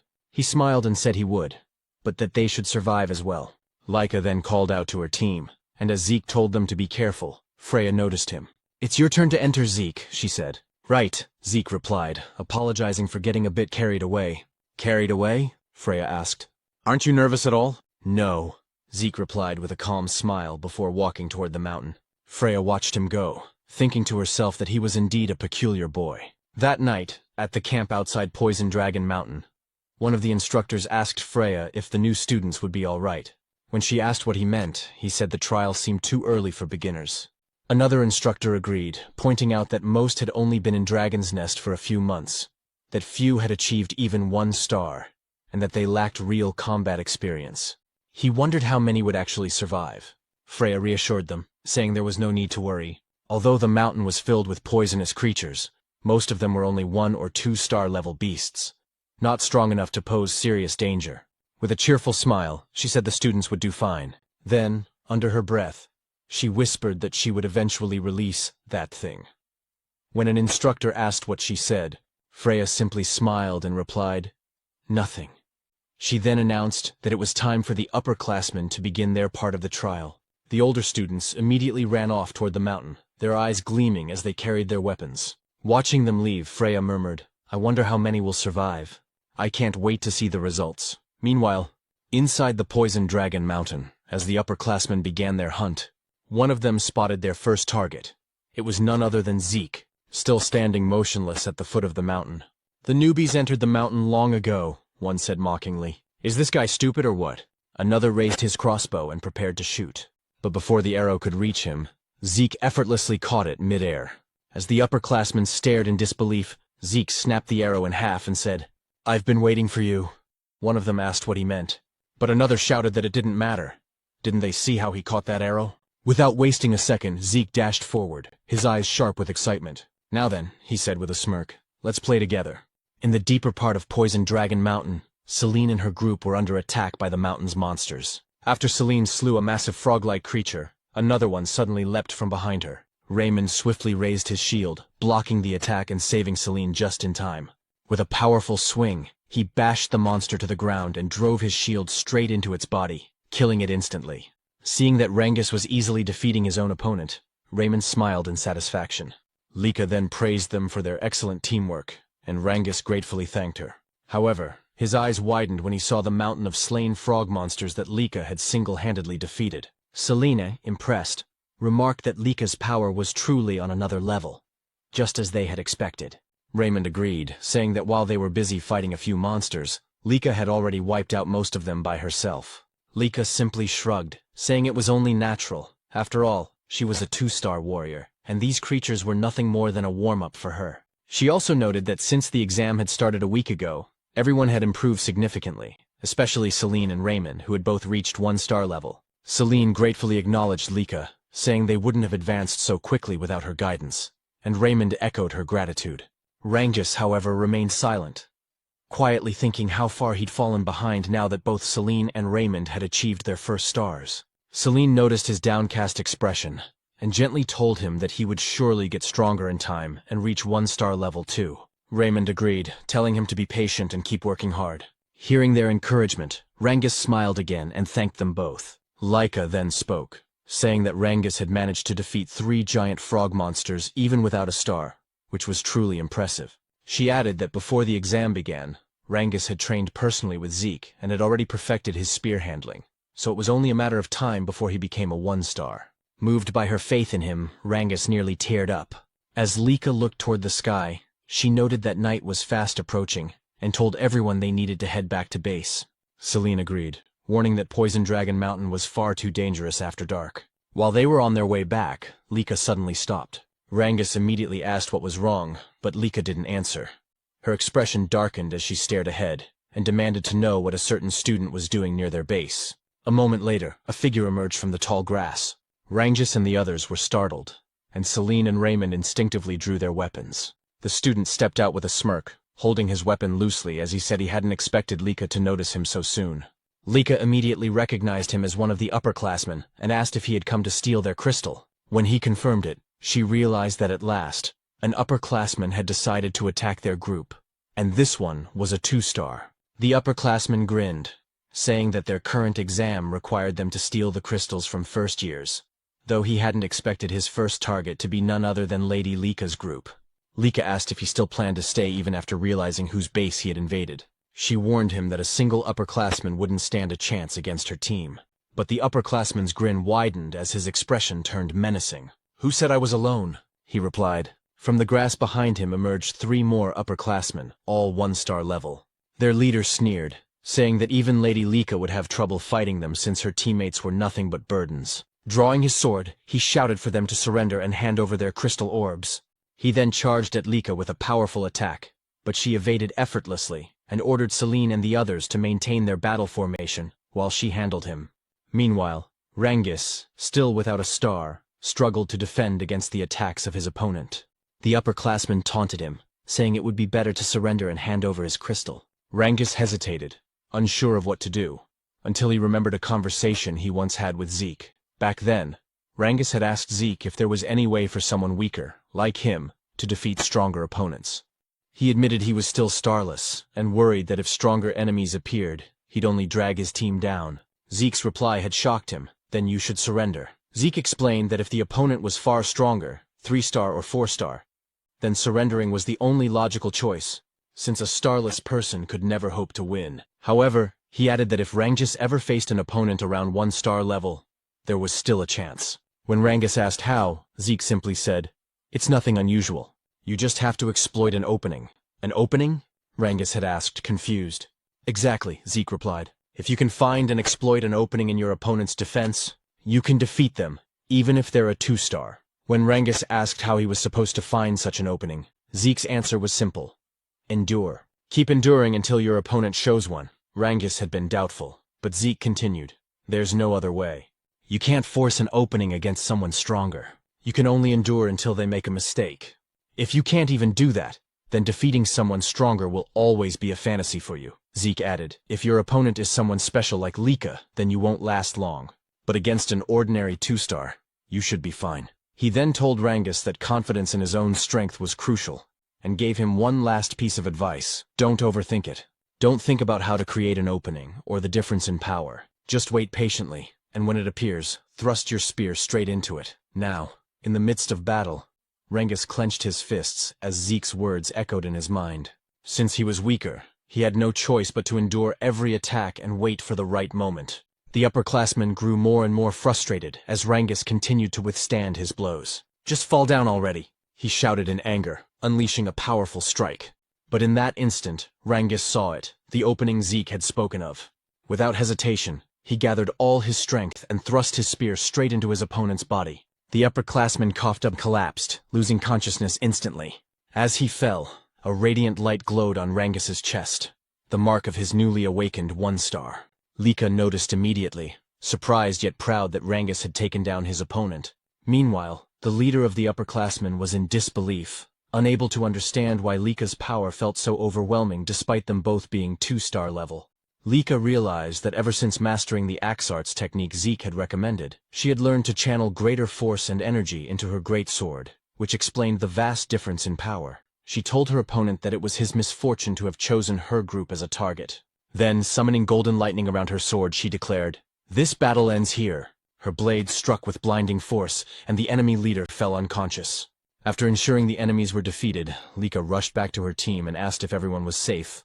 Once confirmed, the group cheered in relief. They had just won their first battle against upperclassmen. Celine and Raymond congratulated Rengus on reaching 1-star level, and Rengus thanked them with a bright smile. Lika looked at her team proudly, realizing that now all of her members had finally manifested their first stars. With that, she said that the next battles ahead would be much easier. Then, with a thoughtful expression, she wondered aloud how Zeke was doing.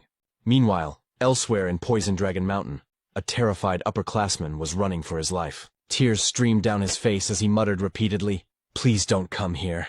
Zeke, don't come here!" He cursed under his breath, trembling in fear, asking himself just what kind of monster that boy named Zeke really was. Moments later, the upperclassmen were running frantically, shouting for help, hoping and praying that Zeke would not follow them. As Zeke dragged along one of the upperclassmen he had just defeated, the others cursed in fear and confusion, asking what kind of monster or demon he was. Holding the corpse of a giant snake beast in one hand, Zeke grinned and mockingly asked what their problem was, wondering aloud if no one else wanted to play with him. The upperclassmen, now completely terrified, called him insane as they continued to flee. Some questioned why a lower-classman like Zeke was the one hunting them down when it should be the other way around. That the upperclassmen were supposed to be the hunters, not the hunted. Suddenly, one of the fleeing upperclassmen tripped and fell. As he struggled to get back on his feet, he froze. The moment he lifted his head, Zeke was already standing right in front of him. With his crimson eyes faintly glowing, Zeke sighed and said he was getting tired of chasing him. He reached out his hand, offering to help the upperclassman stand up, but calmly added that once he did, he would have to fight him. The upperclassman's eyes widened in pure horror before his body went limp, and he collapsed unconscious on the ground. Zeke tilted his head in confusion, muttering to himself and wondering what just happened to the man. He looked around and asked out loud what was going on with the upperclassmen, questioning why they had suddenly become so defensive and cowardly. Calling them pathetic, he mocked how aggressive they were the first time they saw him, only to end up running away in fear. He then smirked and shouted for the others not to leave him behind. Just then, Zeke felt a faint presence nearby. Turning toward his side, he asked whoever was watching him why they didn't come closer if they wanted a better look. When he received no reply, Zeke chuckled and said that since the observer was still watching without interfering, it must mean there was nothing wrong with what he was doing. With that, he said he would stop holding back and continue his little game with the upperclassmen. From the direction where Zeke had sensed the presence, a man emerged. It was one of the overseers monitoring the examination. Beads of sweat rolled down his cheek as he whispered to himself, unable to comprehend what kind of child Zeke was. He had witnessed Zeke defeat upperclassmen who were supposed to be far stronger than him. And even more astonishingly, Zeke had sensed his hidden presence. Realizing the gravity of what he had just seen, the overseer decided he had to report everything immediately. Meanwhile, at the camp outside Poison Dragon Mountain, Freya was taken aback when several observers arrived to make their report. According to them, it had been 1 week since the examination began. At present, 30% of the lower classmen had already dropped out, while the remaining ones were gradually adapting to both their environment and the dangers of Poison Dragon Mountain. One of the observers added that they did not expect many more lower classmen to withdraw from the test. When Freya asked about the upperclassmen, however, the observers exchanged uneasy glances and couldn't answer her directly. Freya's expression darkened, and she ordered them to speak clearly. Finally, one of them admitted that the upperclassmen were constantly fleeing. Freya frowned, momentarily lost in thought, and asked why they were running away. What exactly were they escaping from? She pointed out that, to her knowledge, there were no monsters within Poison Dragon Mountain strong enough to threaten the upperclassmen. One of the observers then explained that they were not running from a monster. They were running from Lord Zeke. Freya raised an eyebrow and asked why they would flee from him. The observer took a deep breath and said that Zeke had been relentlessly attacking and hunting the upperclassmen. At first, they tried to fight back, but eventually they had no choice but to run. Another observer spoke up, asking what kind of person Lord Zeke even was. Based on what he had seen, Zeke seemed to be enjoying himself, gleefully cutting down upperclassmen and hunting them like prey. For him, it was something completely unprecedented. A second observer nodded in agreement, saying that even though Zeke was the son of the L-Dragon family head, he was far from normal. To them, Zeke was no longer just a prodigy. He was something beyond, a true monster in human form. Freya listened quietly, then spoke with a calm but serious tone. She admitted that she had also suspected Zeke was unusual from the very beginning. Unlike the others, he had chosen to take the exam alone, and appeared completely relaxed upon entering Poison Dragon Mountain. That could only mean one thing. Zeke never planned to hide from the upperclassmen. From the very start, his intention had been to hunt them down himself. Remembering the look in Zeke's eyes when they first met, Freya couldn't help but think that the boy was indeed a monster. Suddenly, one of the observers frowned, asking what that strange sound was. Freya's lips curved into a faint smile as she said that what they were hearing was something she had been waiting for. A man then approached and asked Lady Freya where they should place the massive cage they had brought. Freya told them to leave it where it was, and thanked them for their work. When the observers turned to look at the cage, their eyes widened in shock. They immediately asked what kind of creature was inside, and some even questioned whether Freya truly intended to release it into the mountain, as the creature's aura alone revealed it to be at least a 3-star level beast. Far too powerful for any of the students to handle. It would only target individuals of 2-star level strength or higher. Ordinary students would not suffer serious harm. In her mind, she wanted to witness the abilities of the boy whom their soldiers had already begun calling a monster. She wanted to see whether Zeke could survive against such a being. With that thought, she ordered that the mysterious creature be released into Poison Dragon Mountain at dawn. The next morning, deep within Poison Dragon Mountain, Rangus and his team suddenly stopped in their tracks as the ground trembled violently beneath them. But Rangus shook his head, saying it was most likely the work of a beast, probably a massive anger boar. Still, Laika couldn't shake off her unease and said that something about it felt different. A moment later, a second, stronger quake shook the mountain. As a giant tree began to fall toward them, Lika's instincts kicked in. She shouted for everyone to move, and the group jumped aside just in time as the enormous trunk crashed down where they had been standing seconds earlier, while Rangus's face went pale and sweat dripped down his temples. In a trembling voice, he said they needed to run immediately, because standing before them was a colossal golem. Meanwhile, on the other side of Poison Dragon Mountain, as Zeke sat atop a pile of monsters and upperclassmen he had defeated, he remarked that he was growing bored with the current situation of the examination. Since no more upperclassmen dared to face or challenge our protagonist, and because he could no longer sense the presence of the observers of the exam who seemed to be simply letting him do whatever he pleased, Zeke found the entire situation rather disappointing. Until suddenly, he sensed a presence from the opposite side of Poison Dragon Mountain, causing him to immediately question what kind of strange aura it was. At first, he thought it belonged to a 2-star level creature, but eventually, he realized that the presence came from a 3-star entity. He instantly wondered if 3-star monsters were truly supposed to exist within Poison Dragon Mountain. He also questioned whether the aura he sensed belonged to an unknown being that had lived within Poison Dragon Mountain for 1,000 years. Zeke then thought that all the examinees would surely struggle against a 3-star level creature, and even Lika herself would definitely not be able to handle it. He also said that the instructors should have made sure that no 3-star level creatures existed within Poison Dragon Mountain before the examination began.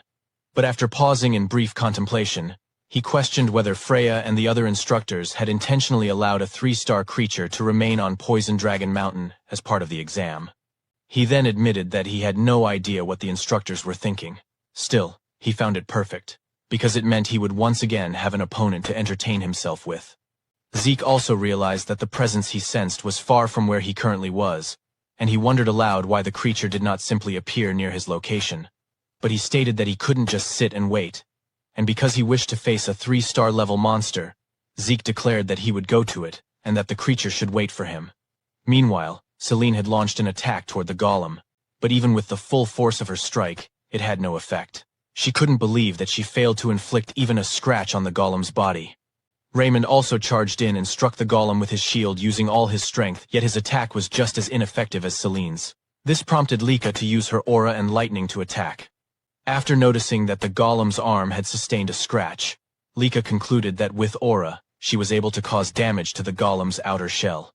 In other words, only 2-star levels like her could inflict any harm, and her 1-star companions were incapable of doing so.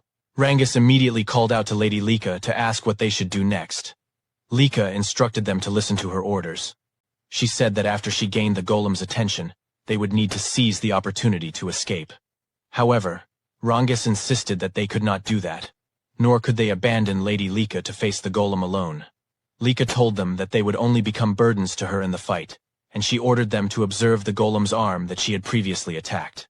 She added that even with her aura, all she managed was a scratch, and that as 1-star levels, they truly lacked the ability to injure the golem.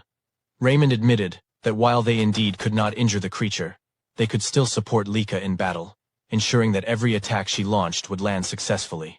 When Lika asked what they meant, Rangus stated that he would do everything in his power not to become a burden.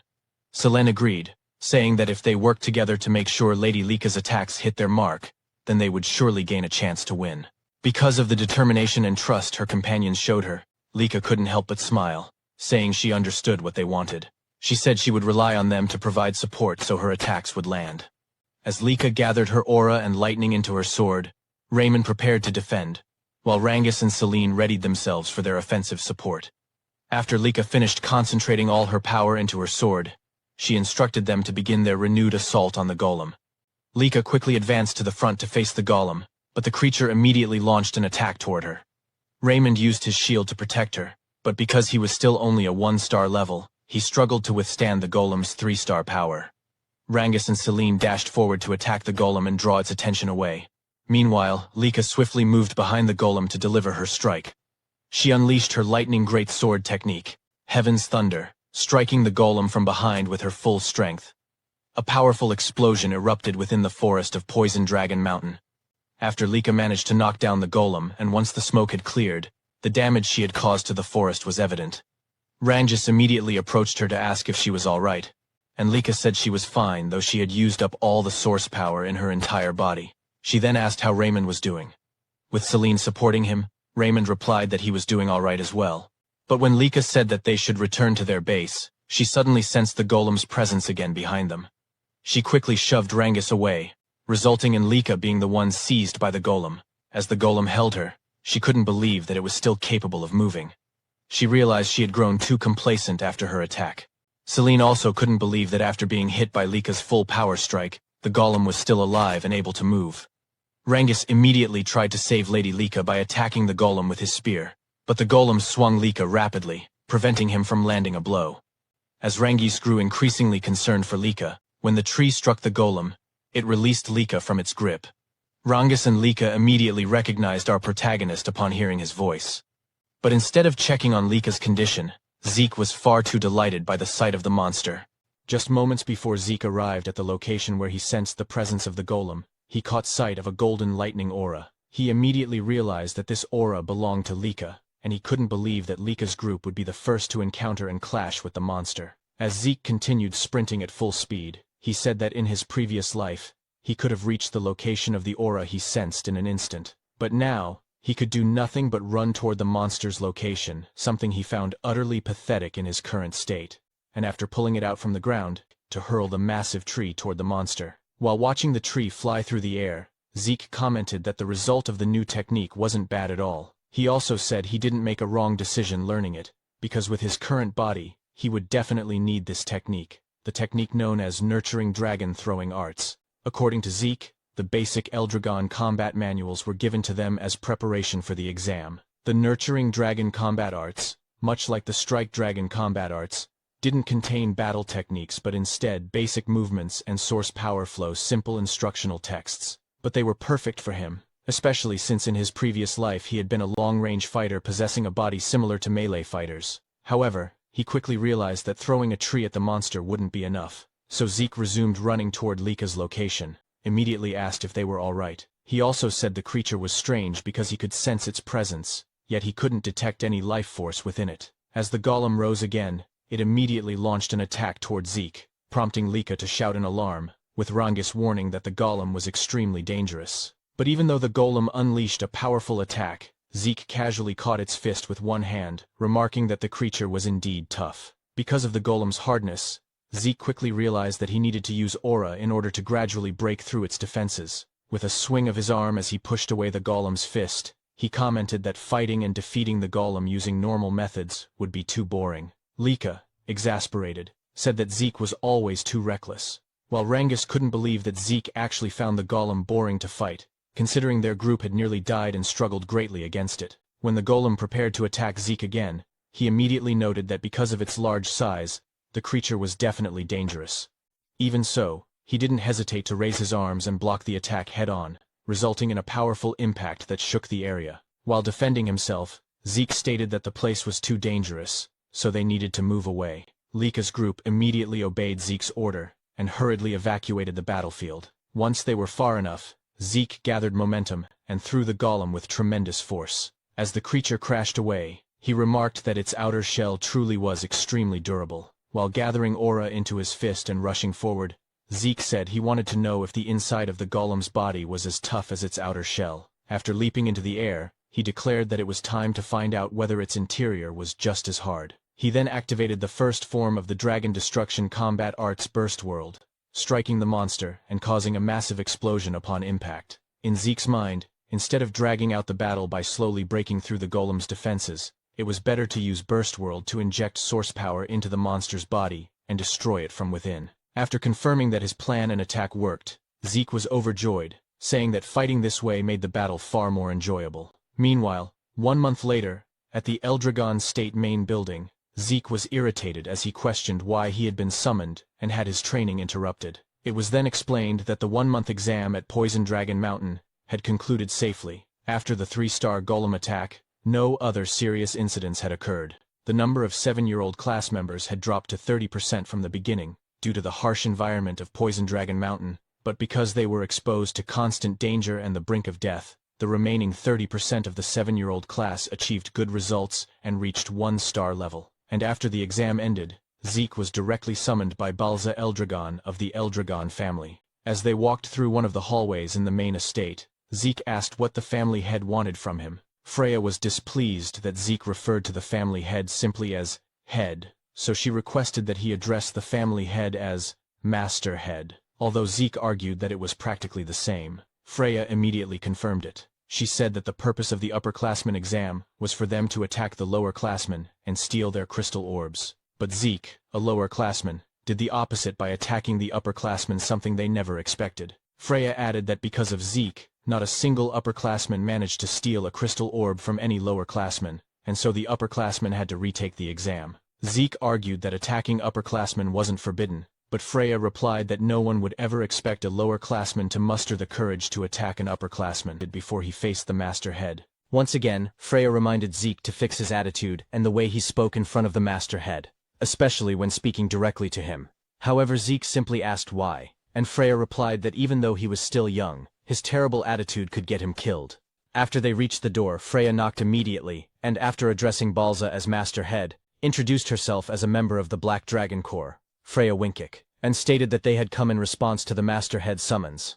Balza then spoke in a serious tone, telling them that they may enter. After Freya opened the door and they stepped into the room, she immediately stated that she had brought Zeke according to the Master Head's orders. While Balza was still writing, he suddenly looked up at Zeke and seriously asked him why he had attacked the upperclassmen during the examination. Zeke fell silent for a moment, then said that everyone kept asking him the same repeated questions, so instead of answering, he decided to ask his father whether he was not allowed to attack the upperclassmen during the exam. When Balza asked what he meant by that, upon hearing Zeke's words, Freya felt intense fear and anxiety, and she immediately shouted, demanding to know what he was saying and why he was speaking like that in front of the Master Head. as he released his terrifying dragon aura, and because of the pressure from it, contrary to her expectations however, the protagonist remained standing, and Balza's pressure had no effect on him, causing Balza's expression to darken in both shock and irritation. While Freya was still kneeling, Zeke asked if Balza had really summoned him just to ask such meaningless questions. Balza then asked how Zeke had done it, but Zeke did not understand the question, and inquired what he was talking about. Balza stated that according to the reports, Zeke had not only defeated the upperclassmen, but had even brought down a 3-star golem, and he also asked how Zeke was able to remain standing and calm in front of him after he released such intense pressure. He then seriously demanded to know how someone like Zeke, a mere child born out of wedlock, had obtained such incomprehensible strength and power, the only reason being that he was Zeke, which caused Balza to furrow his brows in frustration, while Zeke's gaze sharpened as he stood by his arrogant answer. After a moment of silent staring between them, Balza finally said that Zeke's personality really was as terrible as the reports claimed, yet he would still reward him for defeating the golem. Balza told him that he could choose what he wanted. Either take any single item from the dragon treasury, or gain access to the second floor of the dragon hall, which made Freya silently question what was happening, and why Balza was actually rewarding him. According to Freya, both the Dragon Hall and the Dragon Treasury were repositories of rare items collected by the Eldragon family for more than 1,000 years, beginning with the patriarch Gilfas Eldragon. She explained that the Dragon Hall contained various kinds of books, including those now considered forbidden techniques, which was why they were heavily guarded, and only a few people were given the opportunity to enter, as one had to demonstrate extremely excellent results to even gain access to the second floor or higher levels of the Dragon Hall. Freya could not believe that despite all the disrespect Zeke had shown to his father, Master Balza still considered him an outstanding child. Zeke then said that if Balza was going to give him a reward, there was no need to be stingy and make him choose, and asked why he could not just be given access to both the Dragon Hall and the Dragon Treasury. Balza, however, stated that he could only choose one, and then told them they could leave, but Zeke suddenly pointed at him, unable to believe that their conversation was already over, saying that he still had many things he wanted to say. This angered Freya, and she immediately grabbed Zeke by the collar, and while pulling him away cheerfully said that it was a great honor for him to receive a reward directly from the master head, adding that she now understood his orders and that they would be leaving. As she turned her back and dragged Zeke along, he said that if that was the case, there was just one last thing he wanted to say to Balza, and he stated that as long as Balza continued to kill off his own emotions the way he was doing, he would never become any stronger no matter what he did. Balza was shocked as he released his aura once more, only to find that his dragon aura had been suppressed by the protagonist's divine dragon. Freya, trembling, told Zeke to be quiet, and after they left Balza's room, the father of the protagonist remained silent, questioning to himself what kind of presence he had felt from Zeke. Meanwhile, as they exited the main hall, Freya shouted, asking what had been going through Zeke's mind and why he had been so rude to the master head, and asked if he had not listened to her warnings before they entered Balza's room. Zeke merely asked what she was talking about, saying that he had done everything he could to hold himself back so that he could behave properly in front of Balza, which made Freya ask if that really counted as him restraining himself, and why he could speak politely to the instructors and even to her, yet be so disrespectful to the headmaster. Zeke simply replied that Balza was his father, so the way he spoke to him was different. Because of Zeke's abilities and personality, Freya could only say that he truly was not an ordinary child, and asked who he really was. Zeke, however, asked if she was seriously questioning who he was, and as he always said, he was Zeke, which left Freya speechless. In her mind, all of them had drunk ancient dragon blood as infants, and they had no ability to defy the Master Head, because Balza possessed the power of the Dragon King, a superior species among all ancient dragons, and even Zeke should not have been able to oppose him. That was why she wondered what kind of child Zeke truly was, someone who could stand calmly in front of the Master Head. When Freya fell silent, Zeke asked if there was a problem, but she replied that there was none, while thinking that she needed to thoroughly investigate Zeke's birth records. She then asked which reward Zeke would choose, once again explaining that he could either enter the Dragon Hall up to the second floor, or enter the Dragon Treasury to take any item he wanted, but he could only choose one. When Zeke asked if he could have both, Freya said no, so he had no choice but to select the Dragon Hall, as it contained knowledge. Zeke then thought that he lacked understanding of the current era, and for now he wanted to learn about the new medicines and tools that had been created over the past 1,000 years, but he could only choose one. At that moment Rangus arrived, unable to believe that they would actually be allowed into the Dragon Hall of the Eldragon family. And now he would have the chance to learn even better martial arts from the Dragon Hall, adding that he could not believe they would receive such great rewards after passing the exam.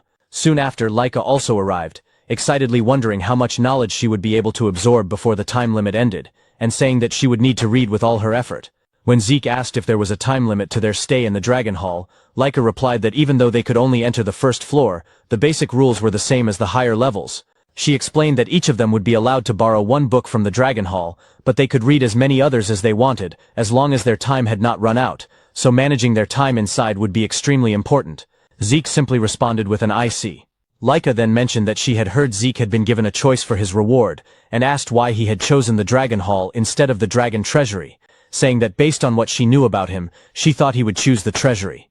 Zeke replied that he had thought about it at first as well, but for now knowledge was more important to him. Upon hearing that, Laika said that the second floor of the Dragon Hall contained much rarer books than the first floor, especially when it came to martial arts, and that according to what she had heard, the difference in the quality of books between the floors was enormous. Even so, she said she believed there was no technique better than her lightning greatsword technique. Zeke, however, was simply staring at the Dragon Hall, causing Laika to ask whether he was even listening to her. Zeke was unsure if 5 hours was considered long or short for them, but Laika said that it was already a generous amount of time compared to others who were only allowed 2 to 3 hours inside the Dragon Hall.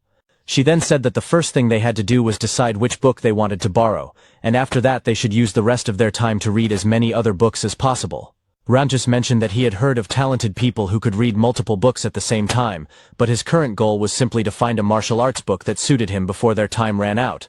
After they entered the Dragon Hall, Zeke commented that finding the books that suited them and that they wanted to borrow would probably be difficult, while Ranjis and Celine still could not believe that they were actually inside the Dragon Hall and that this was what it truly looked like. Zeke, on the other hand, said that the number of books in the Dragon Hall was even more impressive than he had expected, and he immediately smiled, excited about whether there was some new knowledge he could discover that might surprise him.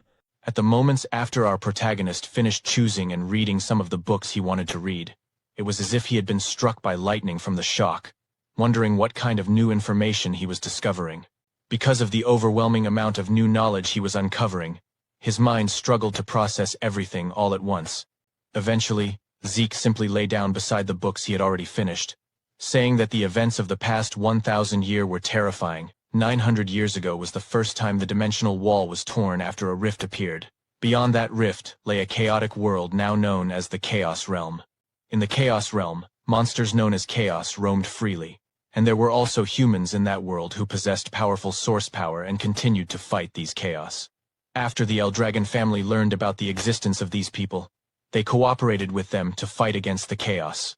Through the bond formed in war and their continuous battles against the Chaos, 4 powerful female warriors from the other world eventually married into the Eldragon family. They were Typona, Fafnield, Levias, and Bahamut, founders of the 4 great Eldragon branch families that still exist to this day. Zeke's thoughts then drifted back to the anger boar he killed in the forest, the one covered in a strange black mist, as well as the lightning aura he recently saw from Laika. He admitted to himself that he truly knew nothing about any of those things, because both the strange black mist from the anger boar and Laika's lightning aura originated from the other world. His eyes shone with excitement as he wondered where the books on magic might be, questioning why he couldn't find a single book that could teach him magic. Normally, such books would be placed near the history section, but then Zeke was startled when he suddenly heard a voice telling him to be quiet while inside the Dragon Hall. When he turned around, he noticed a golden aura in the darker area of the hall, and immediately wondered how it was possible for him to hear a voice, even though he sensed no presence. He also questioned whether it was truly just a voice, or if this was what they called magic, a technique capable of transmitting sound alone. Then suddenly, the books in front of him moved. But his eyes gleamed again when he realized something: the use of source power threads to manipulate objects and books. Excited, Zeke exclaimed how interesting that technique was. But when the mysterious voice once again told him to be quiet, Zeke grabbed one of the books mid-air, asking how he was supposed to stay quiet in front of something so fascinating, and demanded that the source of the voice show itself to him properly instead. However, the cloaked figure sitting on the upper floor of the Dragon Hall remained silent. After using their source power threads again, Zeke immediately froze when he realized his entire body was now bound. In the next instant, the mysterious cloaked figure threw him down to the first floor, saying that his time inside the Dragon Hall was over. After tossing him out of the hall's doors, Zeke tumbled across the ground and stabilized himself before landing properly, saying he had discovered yet another thing he didn't understand. As he stood up, he wasn't sure whether he was angry or simply excited by this new discovery, demanding that the cloaked figure show him clearly how the source power thread was used. But before he could continue, Rangus arrived, full of confusion, immediately asking Zeke what happened. Lika followed, asking what he had done inside the Dragon Hall for him to be forcibly thrown out. Zeke simply said he got a little too excited, then asked how things went for them if they found the books and techniques they wanted. Celine said she also learned some techniques, and in addition, borrowed a martial arts book called Windflower Sword Arts. Zeke greeted them awkwardly, thinking to himself that all the techniques they borrowed were ones he created in his past life as mere pastimes. When Zeke asked which book Lika chose, she happily said she picked the Heavy Wave Great Sword Arts, created by the first patriarch of the Eldragon family, Gilfus Eldragon. In the present time, it was known as the Heavy Wave Great Sword Arts revised and improved version by their 15th family head. She added that she also possessed their family's hereditary martial arts, so she could use the book for research. Zeke fell silent, thinking about how another one of his techniques had been revised by the 15th family head, just like his Dragon's Breath and Strike Dragon combat arts. He also remembered seeing many books in the Dragon Hall related to his other techniques from the past, but most of them now had improved versions placed alongside the originals. He wondered if the 15th family head was behind all those improved versions, finding the man more and more intriguing. When Zeke glanced back at the Dragon Hall, he thought that he originally assumed things would become boring after entering it, but now he could no longer wait for the next chance to go back inside. 5 years later, as Lika walked down a hallway, she suddenly stopped and wondered where Zeke and Rangus were. Just then, their classmates arrived and greeted Lady Lika, informing her that Lord Zeke and the others were currently at the training ground practicing. Again? Lika Typhona muttered before thanking her classmates. She was now 12 years old.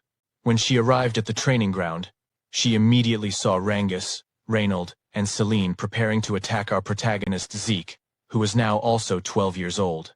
Meanwhile, in Balza's office, he received a report about the appearance of a special rift.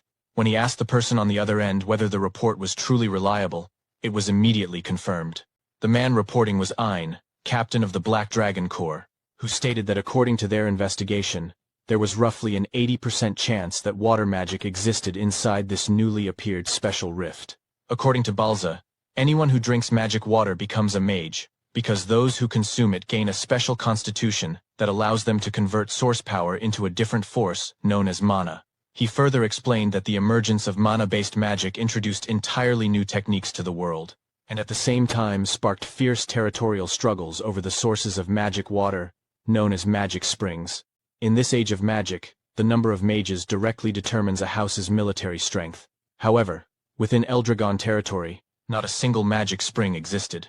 For a house like the Eldragon family, which possessed no magic springs, there was only one way to obtain magic water: conquering special rifts.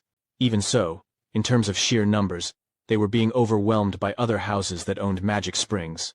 For this reason, conquering special rifts was Eldragon's top priority mission. The abundant dragon forest was a vast woodland that lay mostly within Eldragon territory, but part of it stretched into the lands of another house. Those who claimed broader ownership of the forest and referred to it as the Great Abundant Forest were the Kerberos family. Ein added that the rift itself was certainly within Eldragon lands, but considering its scale and position, the special domain formed around it might extend into Kerberos territory. Knowing those mongrels, there was a high chance they would swarm toward it. Balza remarked that their noses were the only thing they were good for, and in any case, they would detect the special rift sooner or later. Since it was a special rift, both sides would have limited options, but they needed to act before the Kerberos family caught on. With that decided, Balza immediately instructed Ein to inform all dragons' nests at once, and announced that a selection exam would be held as soon as possible. As the three of them attacked Zeke simultaneously from different directions, Zeke's expression darkened as he strengthened his body and accepted all of their blows at once. With the sharp tip of Rangus's spear pressed and embedded into the hero's cheek, Zeke remarked that their coordination was good, but that Rangus was putting too much force into his spear, which ruined the true strength of spear arts. At the time, Rangus was 11 years old. Raymond, who was also 12, was told by Zeke that his movements and use of the shield were good and correct. Even so, Zeke stated that all of them were still far too passive, and he told them to get more accustomed to attacking. Once again, he instructed them to come at him. As Rangus charged forward again, Lika remarked that watching their training was still completely insane. When Zeke asked what exactly she found so crazy about it, Lika replied that letting himself get hit bare-bodied without using source power was total madness. Lika complained that Zeke should at least have them stop attacking while they were talking, but at that very moment, Rangis delivered a powerful spear strike from behind Zeke. Rangis declared that Lika should look closely at his attack to see just how insane Zeke's body truly was. This caused Lika to shut her eyes and clutch her head, muttering that all of them were truly abnormal. Not only did Zeke refuse to use any bodily defense, but Rangis and the others continued attacking him with full force. Raymond suddenly asked how Zeke could possess such incredible defense without using source power, while Celine said that it was far too mysterious to be explained by the human body. Lika told them not to lump Zeke in with humans, because Zeke was not one of them. She then asked if they knew what the seniors used to call Zeke, and revealed that he was known as the Eastern Hall's demon child. This prompted Zeke to ask whether that title was meant as an insult. When Zeke asked what it was, Lika said it looked like they would soon be seeing children from the other dragons' nests, and much sooner than expected. Rangis was visibly shocked by this, while Raymond commented that he had figured it would happen someday, though he hadn't expected it to be so early, and that it was finally time to meet them. When Selene asked if this was for the next test, Lika replied that even she didn't know the details. Zeke then asked where Lika picked up such rumors, to which she answered that she simply observed the instructors, their conversations and their movements. Zeke said that he had never paid attention to such things, meaning gossip and rumors from instructors the way Lika always did. Lika responded that regardless, they needed to be careful, because the West Hall had that guy. By that guy, she meant one of the next head candidates besides herself and Zeke. Zeke merely said that now it sounded fun. A few days later, the students of the East Dragon's Nest were gathered in the arena, including several students who were being introduced for the first time. Zeke noted that everyone had been assembled in the arena without any distinction by grade, and Lika agreed, adding that, just as she had said before, they would meet students from other dragons' nests. After a short while, the students suddenly fell silent as Freya arrived and immediately ordered them to quiet down. Once the students were lined up before her, Freya announced that 3 days from now, they would be fighting the children of the other dragons' nests. Again, Freya announced that 3 days from now, they would be fighting the children of the other dragon nests, also known as the Dragon Halls. This immediately caused murmurs to spread among the students, as many of them could not believe that they would be facing students from other dragon halls this time. According to them, battles between students of different dragon halls usually only happened during graduation exams, so they could not help but wonder why such a fight was suddenly being held now. Freya explained that there were various reasons behind it, but she could not discuss the details yet. She then added one more thing she wanted to mention. Those who won these matches would be given a special mission. Upon hearing this, Zeke's eyes immediately lit up with excitement. He began to wonder if the special mission Freya mentioned would be worth fighting for, and in his mind, the situation was becoming more and more interesting. Freya then told the students that the matches would be elimination style, with 7 participants selected from each of the East, West, South, and North halls. She also said that the students themselves would decide who would compete, and that the selection had to be finished today. One of the upperclassmen asked Freya if those 7 fighters would be chosen only from among the upperclassmen. In response, Freya simply asked him what he thought was the reason she had gathered every student of their hall there, then stated that participants would be selected from all grades. This caused several upperclassmen to look slightly shocked, and they immediately began questioning what the lowerclassmen could possibly do against students from the other dragon halls. According to them, there was not a single lowerclassman capable of fighting on equal footing with the upperclassmen, as all lowerclassmen were weak beings. However, before leaving, Freya bluntly stated that she did not care either way, and that they should decide everything among themselves today. As soon as Freya left, one of the upperclassmen named Rick suddenly shouted, telling all the lowerclassmen to listen to him. He declared that the 7 fighters would be chosen from among the upperclassmen, and asked if any lowerclassmen had a problem with what he said. Lika immediately shouted back, saying that she did have a problem with Rick's decision. She stated that it was obvious they should also select from the lowerclassmen, because they had just as much right to participate in the battle. Rick looked at Lika with a mocking smile, and said that she seemed to be under some misunderstanding. What they were discussing, according to him, was everyone's ability. He added that no matter how noble Lika's bloodline was, in a contest of skill, it meant nothing. In response, Lika slowly walked toward Rick as her aura burst forth. As she revealed her 3 stars, she asked him if ability was truly what they were talking about when choosing who would fight the other dragon halls of the Dragon Nest. The upperclassmen were shocked, unable to believe that Lika was already at the 3-star level. Some of them had heard rumors that she was only at 2 stars, so they began questioning how this had happened. Lika merely said that she agreed with Rick's statement that strength and ability should be the basis for choosing who would fight the other Dragon Halls. She then loudly asked Rick if there were 7 upperclassmen stronger than her, and if not, then they should also select from the lowerclassmen. Enraged and irritated, Rick was unable to answer immediately, and eventually said that the only reason Lady Lika was stronger than the other upperclassmen was because her bloodline was special. Nevertheless, Rick insisted that aside from Lika, there was not a single lowerclassman capable of standing against the upperclassmen, calling them nothing but trash. At that moment, Zeke suddenly told him that he was too noisy. Rick, now furious at the protagonist, asked if Zeke could repeat what he had just said. As requested, Zeke mockingly repeated that Rick was too loud and annoying, causing Rick's anger to flare even further. Zeke then calmly asked Rick if he truly believed that all lowerclassmen were weak beings and nothing but trash in the eyes of the upperclassmen. Rick fell silent in shock as Zeke's expression changed and his aura surged forward. Zeke asked if the upperclassmen would agree to everyone fighting each other until only 7 students remained. This made Lika immediately grab her head, saying that Zeke's suggestion was a huge problem. She also commented that his idea was far too violent. Lika then explained what she was trying to say instead. She asked the upperclassmen what they thought of her suggestion, adding that if they were confident in their abilities, there should be no problem.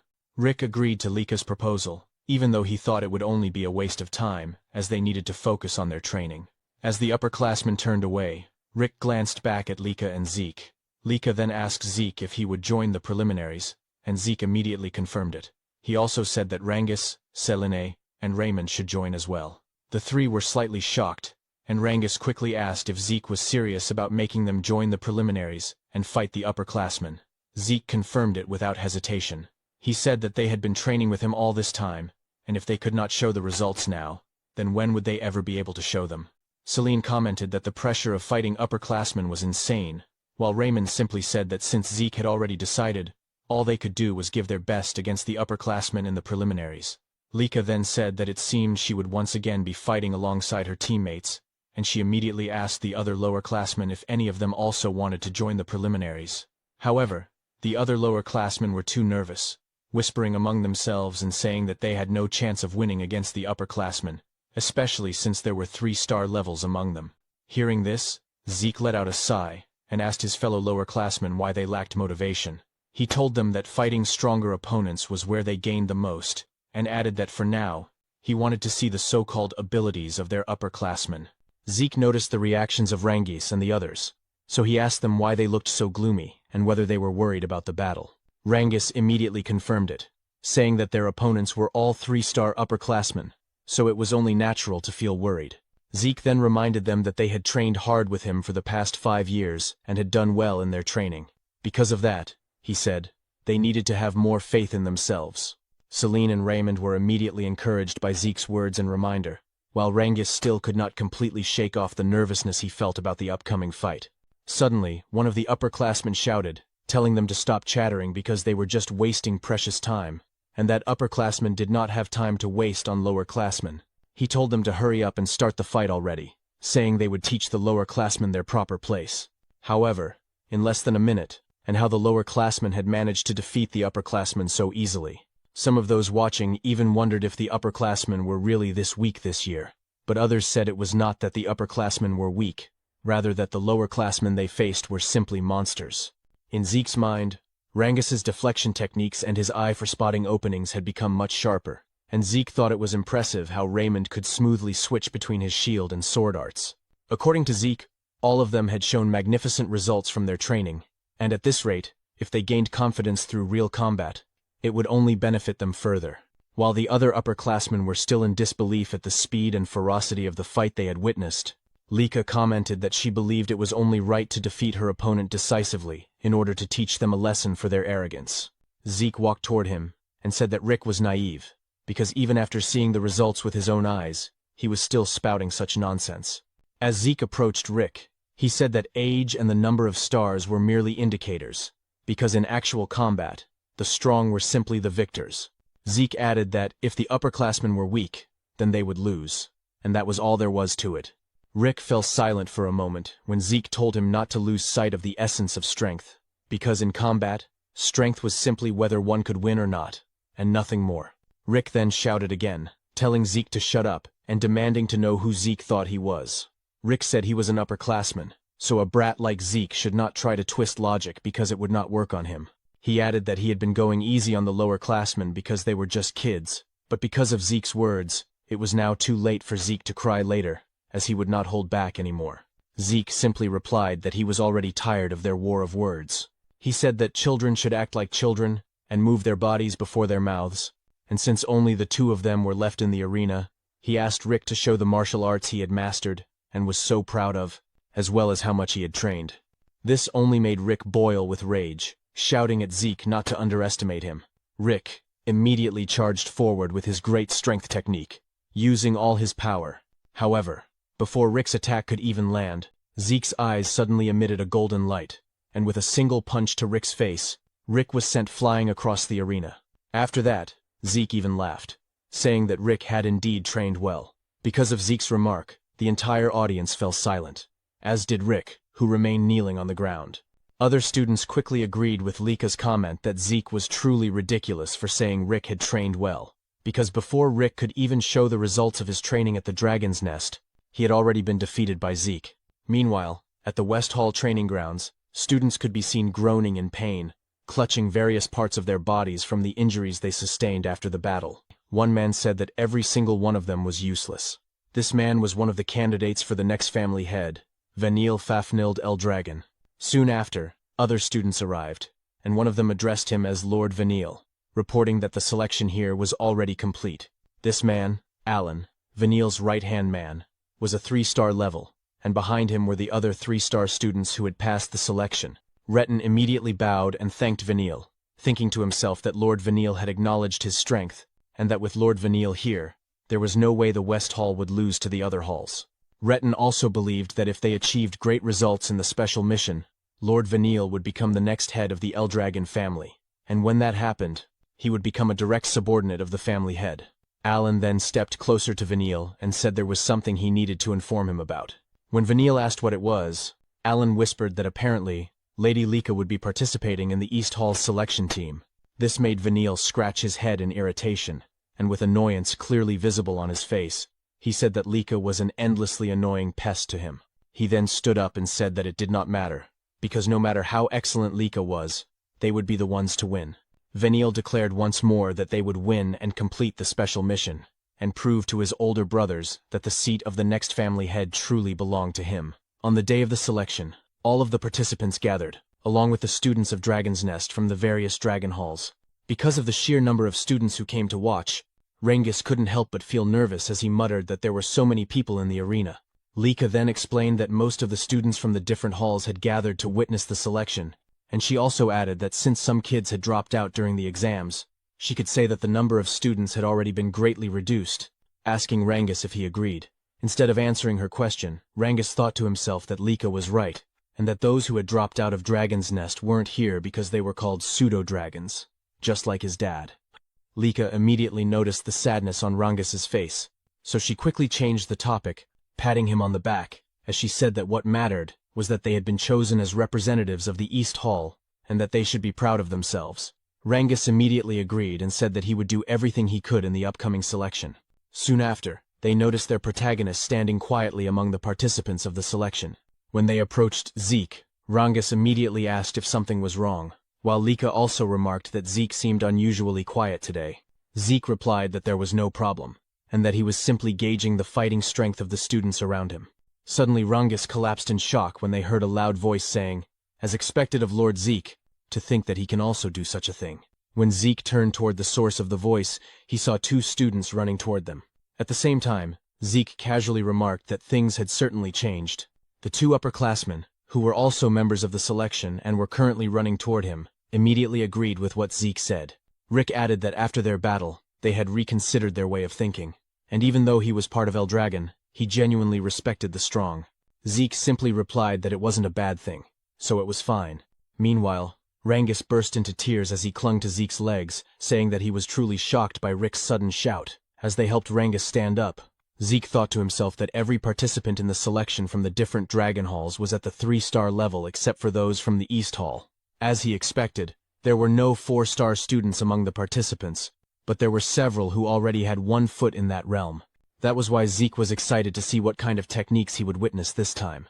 While they continued talking, a girl suddenly hugged Lika from behind, and Lika immediately recognized her as Sandy. Because of Lika and Sandy's loud voices, Zeke also turned his attention toward them. While still hugging Lika, Sandy said that it had been a long time since they last saw each other and asked how Lika had been. She also asked if anyone was bullying Lika, but Lika simply replied that she was fine. When Celine asked who the person hugging Lika was, Lika immediately introduced her as Sandy, her cousin Sandy Typhona, the daughter of the Typhona family head. This shocked Rangus and the others, as Sandy was also a member of one of the 4 great families.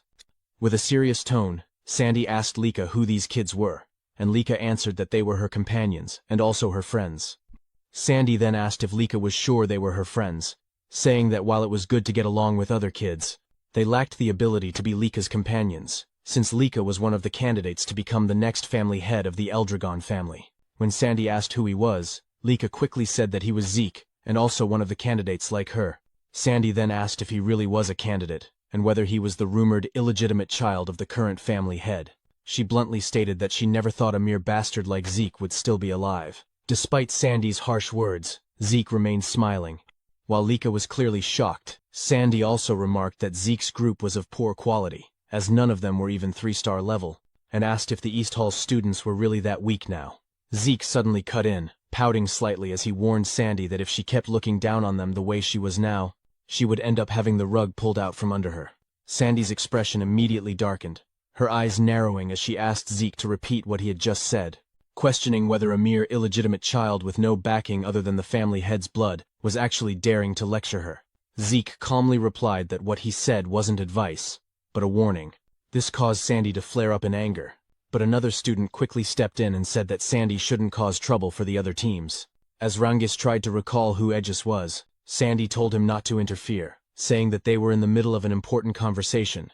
Aegis, however, smiled and said he couldn't let it slide, since the selection battle was about to begin. As the students continued chatting while waiting for the selection to start, a man suddenly arrived and drew everyone's attention. Rangus, Lika, and Sandy all fell silent, while Zeke smiled brightly, excited for the battle to come.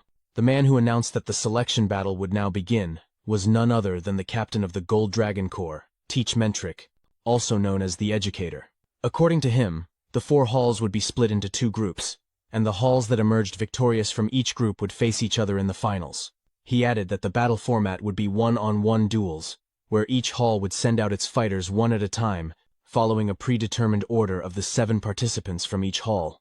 Mentric further explained that the hall which defeated 4 opponents first would be declared the winner, and once the match began, no changes to the fighting order would be allowed. Because of this, the fighting order itself had to be carefully considered as part of each hall's strategy. As a final point, Mentric revealed that those selected through this match would be assigned a special mission, one that was extremely important to the Eldragon family. Anyone who took part in this mission would make a significant contribution to the family, and for Lika and Veniel, gaining such contributions meant taking a major step closer to the head's seat. After that, Mentric said they would now determine the brackets, and called forward the representatives of each hall in order to draw a stone from the box.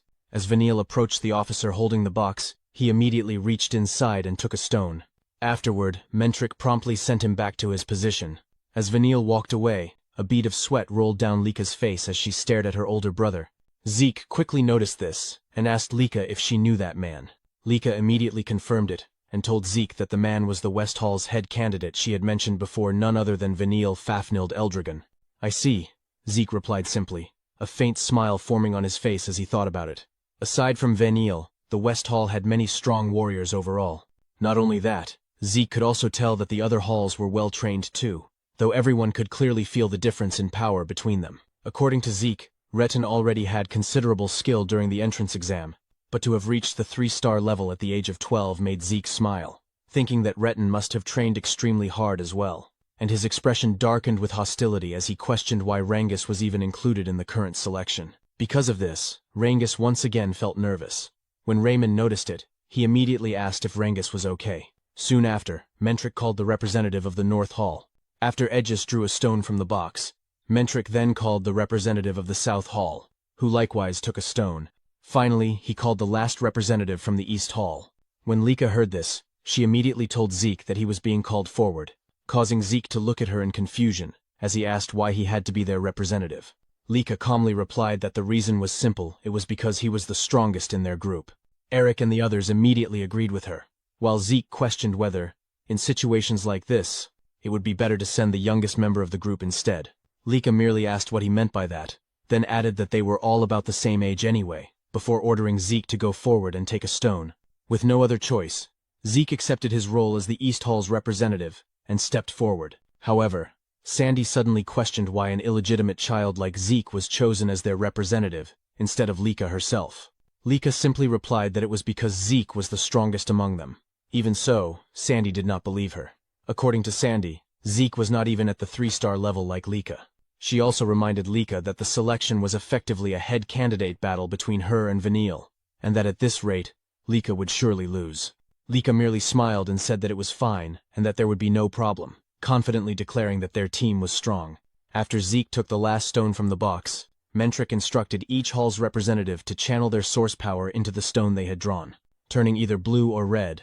Mentric then explained that the colors would determine the brackets, announcing that the first match would be. Zeke's group immediately turned their attention towards Sandy and Aegis's team.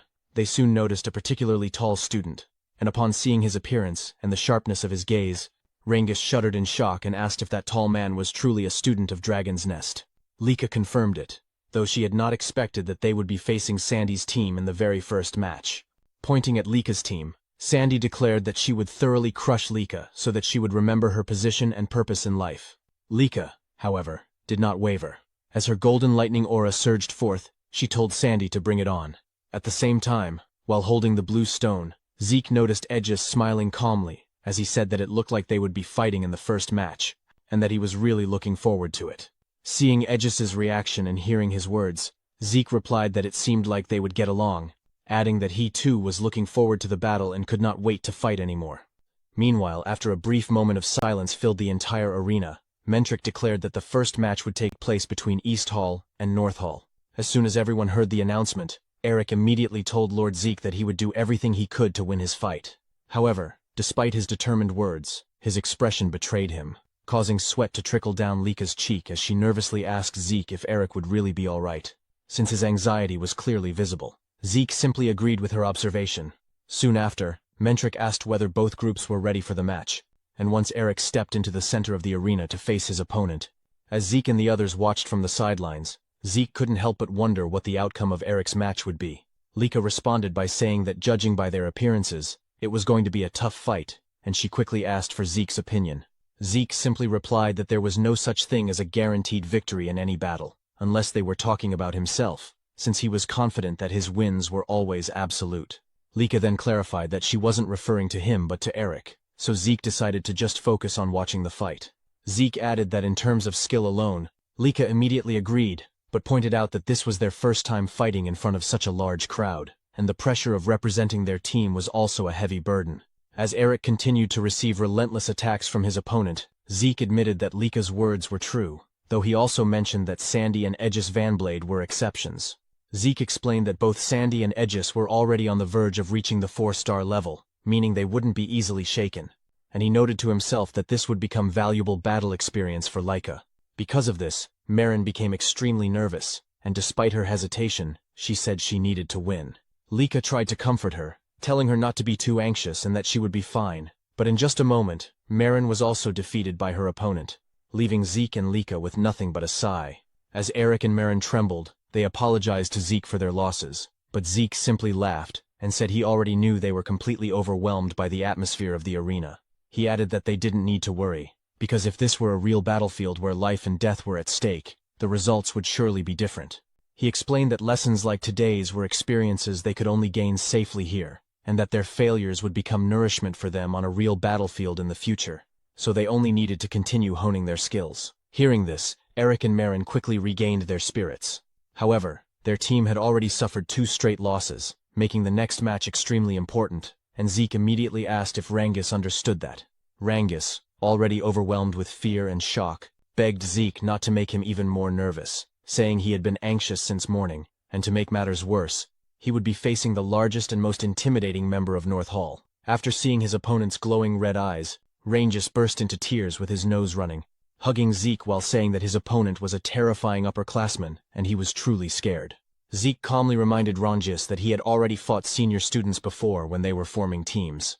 But Ranges insisted that none of the East Hall seniors had looked as frightening as this opponent. Ranges also admitted that fighting someone so intimidating in front of such a huge crowd made him extremely nervous, causing Zeke to sigh while gently holding Ranges's head. Zeke then wrapped his arm around Ranges and told him to carefully observe his opponent, asking what weapon he was holding. After taking a closer look, Ranges saw the massive sword his opponent carried.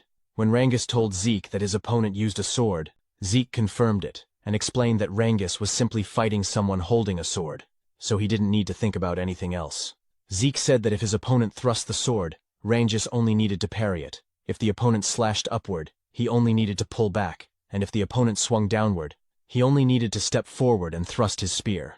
Zeke emphasized that Ranges only needed to focus on dealing with the weapon in front of him, just like he always did. Because of Zeke's words, Ranges gradually regained his confidence. When Zeke looked into Ranges's eyes, he realized how impressive Ranges's focus was. Zeke knew Ranges still needed guidance to center himself for now, but once he could naturally enter that focus state, he would grow far beyond his current limits. As Ranges and his opponent stepped into the center of the arena, Zeke couldn't help but wonder how much this battle would help Ranges grow. Meanwhile, the spectators quickly noticed the massive size difference between Ranges and his opponent, commenting that there was no way the scrawny Ranges could match him. After Mentrix signaled the start of the match, Ranges's opponent immediately charged forward and used the triple-leaf sword-style technique called Single Blade Branch.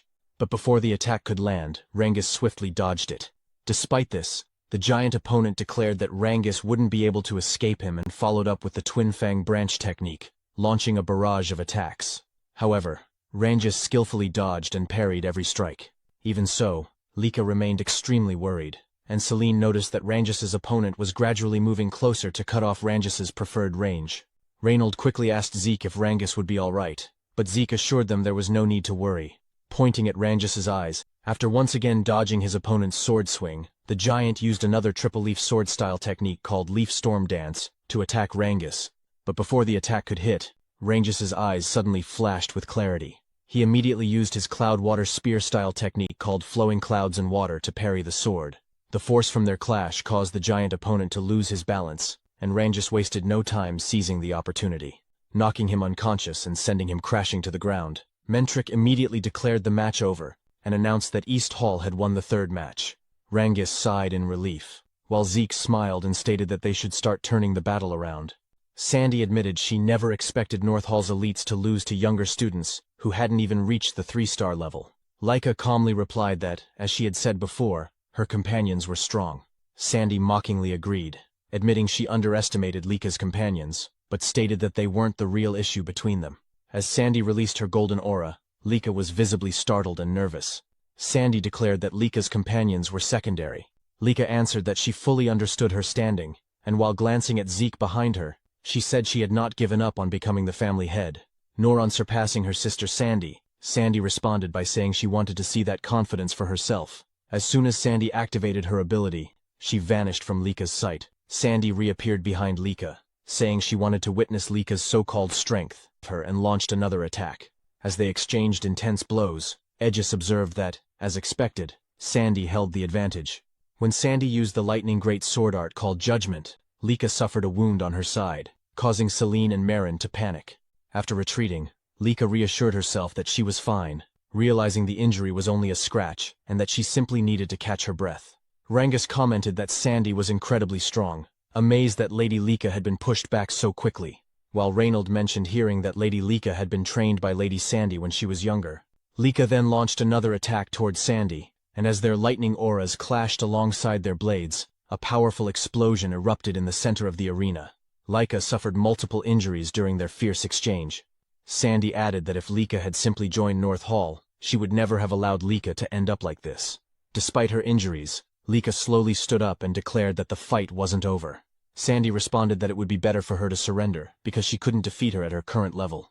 Laika remained silent, and after raising her sword again, Sandy remarked that Laika was being stubborn, leaving her no choice but to teach her a lesson. In a flash, Sandy disappeared once more and reappeared behind Laika, surrounded by lightning, launching another attack. Throwing her off balance before following up with another strike, Sandy unleashed a relentless barrage of attacks, causing Laika to suffer injuries across multiple parts of her body. But Zeke calmly observed that Laika looked like she was about to break through another barrier. She told Laika that it would be better to surrender, engulfing Laika in a golden storm of lightning. The audience fell silent as they wondered if the battle had ended, but Sandy was shocked when Laika stood up again. Laika admitted Sandy was right, saying that the old version of herself would have been defeated by that attack. But over the past 5 years, and their match was far from over, it was only just beginning. Before Sandy and Laika's match began, Zeke asked if something was bothering Laika, because she wasn't acting like her usual self. Zeke also asked if she was nervous, and Laika admitted that she was, since her opponent would be none other than her sister, Sandy. Is that so?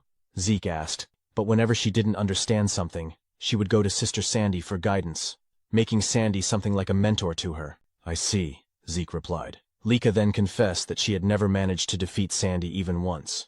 She said that although she had grown stronger over the past 5 years, Sandy had been training just as hard as she had. Laika also admitted that, despite everything she said earlier, she couldn't honestly say she was certain she would win against Sandy. Laika should remember their training together. However, the moment Laika remembered their training, her expression suddenly twisted, as if she were about to cry from frustration, prompting Zeke to jokingly ask if training with him had really been that terrible. Zeke then explained that Laika's biggest weakness was her tendency to let her emotions narrow her focus whenever battles became intense. Zeke simply replied that the results of that training were definitely showing, and that Laika should now be able to calmly analyze her opponent's movements even while fighting. Laika admitted that might be true, but she still wasn't sure whether it would be enough to help her fight against Sister Sandy. Zeke assured her that she would soon find out once she faced Sandy, because when someone with Laika's talent truly observed her opponent's movements, she would come to understand just how powerful that ability could be. Zeke also reminded her not to forget that she had been trained by him, the strongest there was, and she immediately thanked him for helping her relax before her match. Zeke then asked if Sandy had really been the one who taught Laika the lightning great sword arts. She would surely grow even stronger than Sandy, because of the after images created by Laika's sword movements, allowing Laika to land a successful strike.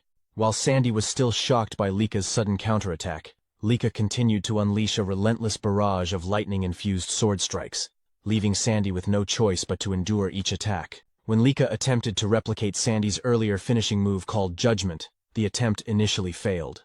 However, Laika quickly realized that her mistake was failing to replicate the tempo variation that Sandy naturally possessed, something Laika previously lacked. Now that she understood it, she simply needed to apply it properly.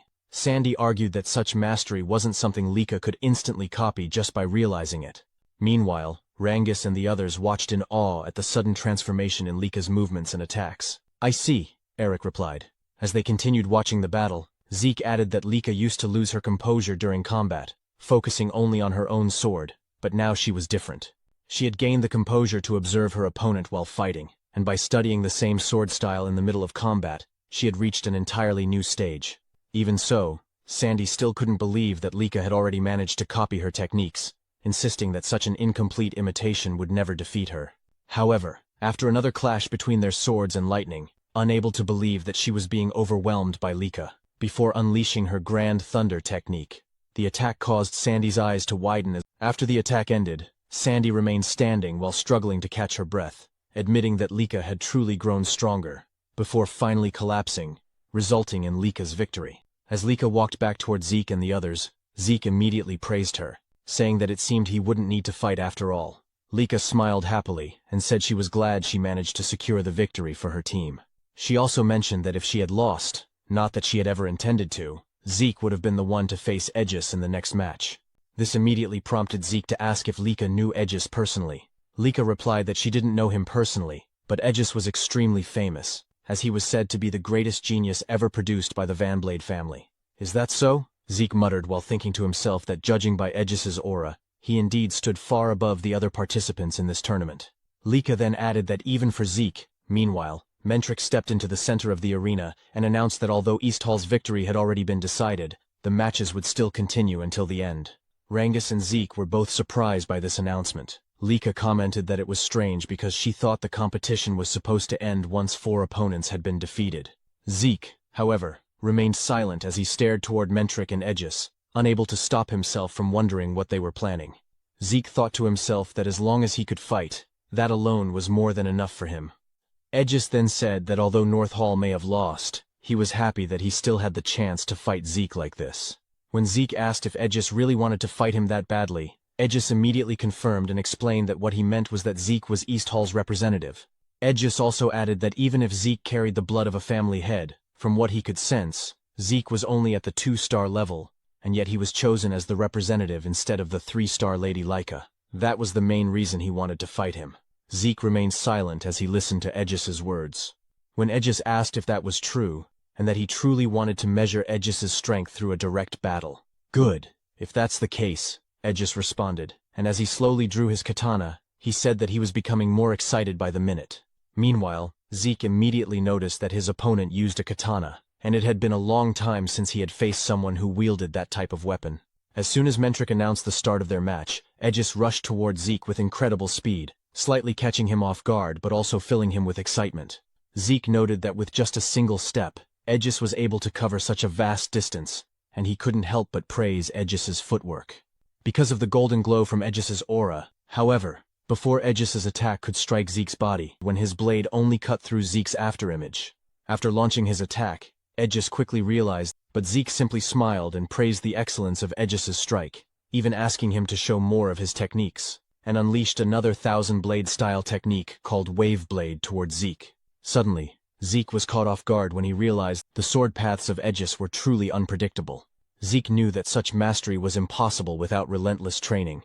Meanwhile, because Zeke kept evading every attack, Aegis admitted that he couldn't believe he still couldn't catch him. Aegis praised Zeke, saying that he was truly incredible, and asked what kind of training Zeke had undergone. Moments later, Zeke suddenly moved toward Aegis to launch his own attack. He struck forward with his fist toward Aegis.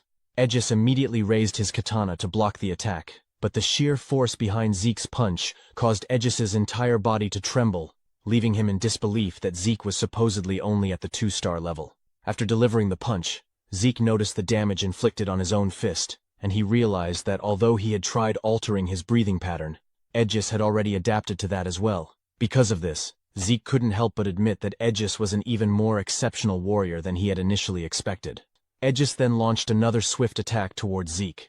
As Zeke watched the incoming strike, he initially thought it was identical to the previous attacks, but he was suddenly shocked when, just before the blade could reach him, Aegis abruptly changed the direction of his sword using his lingering shadow technique. The unexpected shift prevented Zeke from reacting in time, resulting in Aegis successfully striking Zeke across the chest. After landing his attack, Aegis asked whether he still needed to reveal more of his techniques in order to meet Zeke's expectations. Meanwhile, as Zeke held his chest, he couldn't believe that Aegis had managed to wound him during their fight. Even so, Zeke continued smiling. Meanwhile, as the intense battle between Zeke and Aegis continued, Sandy could not help but smile and let out a soft sigh. Although she had lost, she was genuinely pleased with the outcome of their fight and with Lika's current strength. Hearing this, her teammates felt encouraged and regained their spirits. Sandy then asked whether the match between West Hall and South Hall had already begun, but one of them pointed toward the ongoing battle, saying that for some reason, the current match was still going on. She also told Sandy that the fight happening right now was truly incredible. When Sandy looked toward the arena and saw the two fighters clashing, she could not help but feel shocked and wonder what was happening. She immediately realized that Aegis was using the 5 aura blades, which meant he was fighting seriously with his full strength to attack the protagonist, but Zeke easily evaded it, saying that if that was the case, he would focus more on training his body from now on. He then used his ability once again to attack the protagonist, but with only his arms, Zeke shattered every single strike directed at him. At that moment, Zeke assessed that the blade's hardness, sharpness, generation speed and range, and source power was merely supplementary. But in the modern era, by manifesting source power, practitioners express all of creation through it. In other words, handling source power itself has become the essence of modern martial arts. He had focused so much on the techniques themselves that he had failed to notice this shift for so long. Even so, he found the changes of the past 1,000 years fascinating beyond measure. Meanwhile, as Aegis continued attacking, he realized that all his strikes were being perfectly countered by Zeke. He could only conclude to himself that Zeke was truly a superhuman. but their battle would probably be over soon. Zeke did not deny it, and said that their fight had been a truly wonderful experience. "I think so too," Aegis replied. Therefore, what he had learned from their battle, he would now present to Aegis as a new technique. As Zeke clenched his fist, Aegis suddenly felt an overwhelming pressure. Aegis laughed, saying that now he understood why he could not defeat Zeke. However, before Aegis could launch his attack, Zeke suddenly leaped high into the air. While suspended above the arena, he gathered his source power into his fist and unleashed a rain of massive golden fists across the entire arena. This technique was Zeke's new move, the modified second form of his Dragon Destruction combat arts, which he called Fist Star. As a result, consecutive explosions erupted throughout different parts of the arena. A tremendous explosion shook the entire arena. Lying on the ground, Aegis could only laugh, saying that he could not even move a single finger. He admitted that Zeke's strength was overwhelming, and that he still had much more training to do if he wished to catch up. Though sweat continued to drip from Zeke due to exhaustion, he smiled as the victory was declared in favor of East Hall. The spectators could hardly believe what they had witnessed, and could not stop asking what kind of battle they had just seen, as well as how Aegis had been defeated. Mentric then announced that they would repair the arena first before starting the match between West Hall and South Hall, instructing everyone to begin preparing. Rangus and the others were filled with admiration and joy, as they had not expected Zeke to defeat Aegis. Lika commented that Zeke had once again destroyed the arena, and that he was strange in so many ways. He then said that whatever Lika meant was not important right now, because what they needed to focus on was watching the upcoming match between West Hall and South Hall. "That's right," Lika agreed, adding that another candidate for the position of family head would be participating in the next match, none other than Vanille Fafnir Eldragon. After the battle between Aegis and Zeke, Zeke asked Rangus if he had gone a bit overboard, because with that level of destruction in the arena, he thought it would not be repaired anytime soon. However, Rangus told him it was fine, and asked Zeke to look toward the side of the arena. Zeke was completely stunned and immediately asked how it was possible, and how they had managed to restore the arena so quickly. As Zeke continued to marvel at the sight, Rangus added that using such an expensive material to construct an arena of this size was truly astonishing. However, contrary to Zeke's expectations, the match between West Hall and South Hall became utterly one-sided. At the conclusion of the battle between West Hall and South Hall, Mentric couldn't shake off a growing sense of doubt. He felt that something about Vanille's match was off. More than that, he found it hard to believe how overwhelmingly one-sided the fight had been. He couldn't help but question whether Vanille truly possessed enough strength to defeat Lila Sonar that easily. Meanwhile, Vanille calmly asked Mentric if he was going to announce the winner. Snapping out of his thoughts, Mentric looked away briefly, before declaring that the victor of the match was West Hall, led by Vanille. He then added that the final battle between East Hall and West Hall would begin in 1 hour, while Lika stared in disbelief, unable to accept that Lila had been defeated so effortlessly.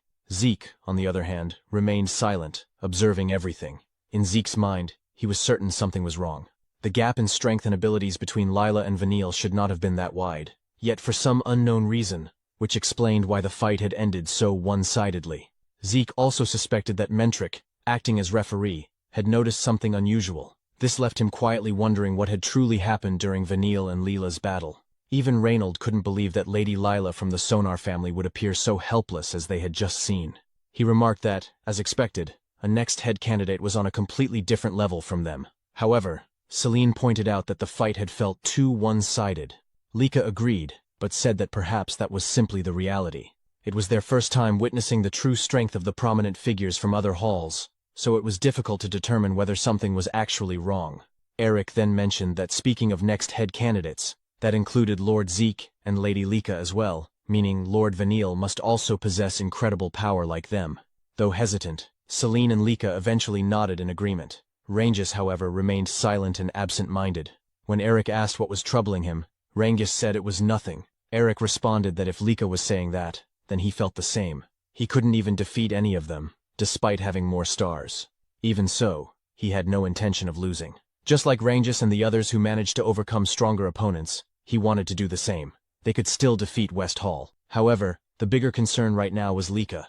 To Zeke, it didn't seem like Lika had noticed Lila's abnormal source power at all. If she believed everything that happened was purely Vanille's strength, then her shaken reaction made sense.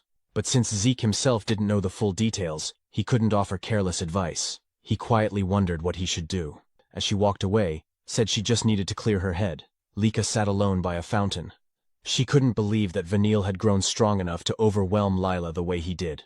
Even Aegis had been unable to completely overpower Lila without suffering a scratch, yet Vanille had done it effortlessly. Since then, she had trained relentlessly, determined to one day defeat him. She had believed she had finally caught up, yet what she witnessed today shattered that confidence. If the match order remained unchanged, Vanille's opponent would likely be Zeke. Strangely, she felt relieved at that thought, since it meant she wouldn't have to face Vanille herself, but she hated herself for feeling that relief. It was as if she had already admitted defeat, despite her long-standing desire to overcome him. Suddenly, Vanille appeared and asked what she was doing there. Lika's eyes narrowed as she demanded to know what he wanted, stating that they had nothing to discuss, and that she had no intention of talking to him. She began walking away. As he casually draped an arm over her shoulder, he said he was certain she was thinking she couldn't defeat him after witnessing that fight, asking if he was wrong.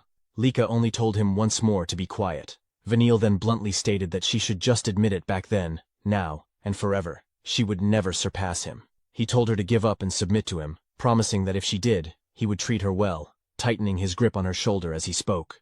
As she left, Vanille coldly muttered that after placing his arm around her and gripping her shoulder like that, it was already the end for her.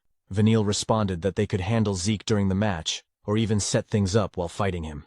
Although he admitted it would be best to prepare beforehand, Zeke seemed unusually sharp. If Zeke noticed their preparations, it would only complicate things.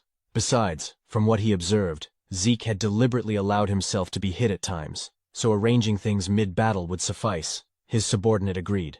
As Vanille bumped fists with him, he scoffed, saying that even if Zeke had defeated Aegis, he wasn't about to lose to some bastard child even without relying on tricks.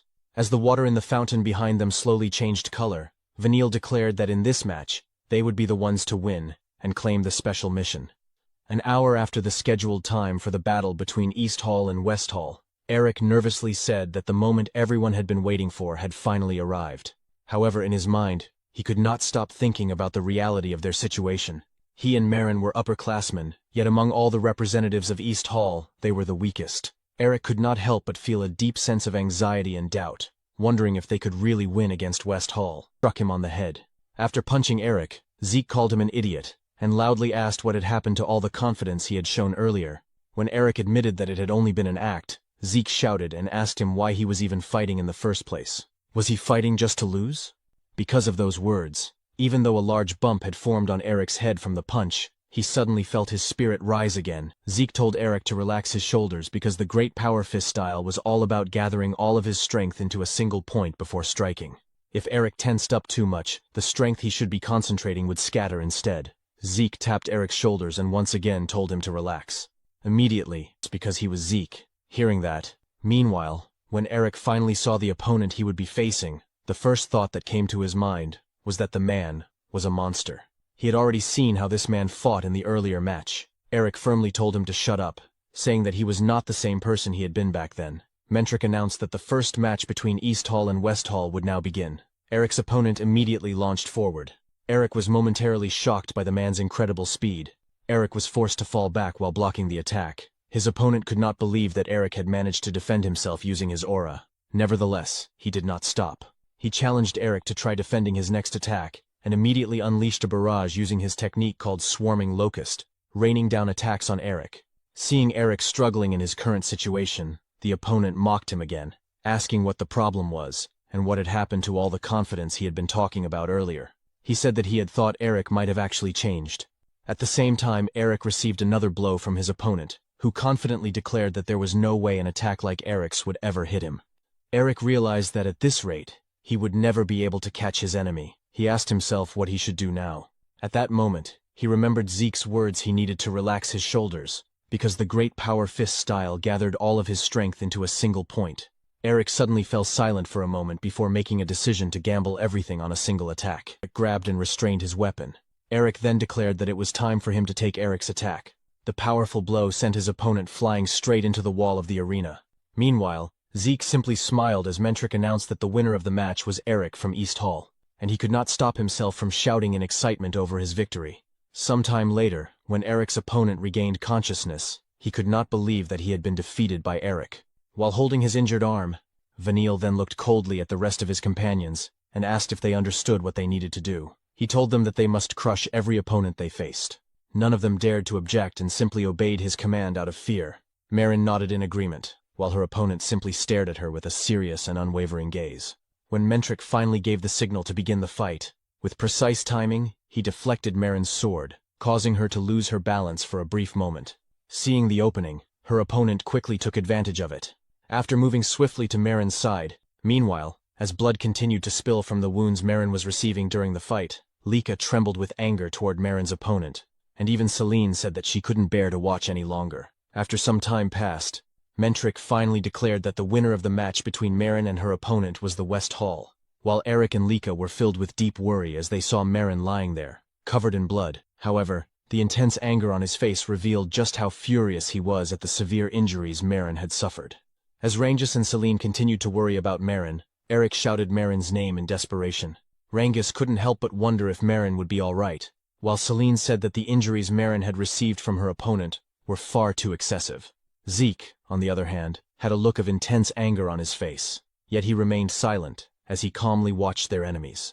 As Maren's opponent began walking away from the scene, Eric suddenly shouted at him.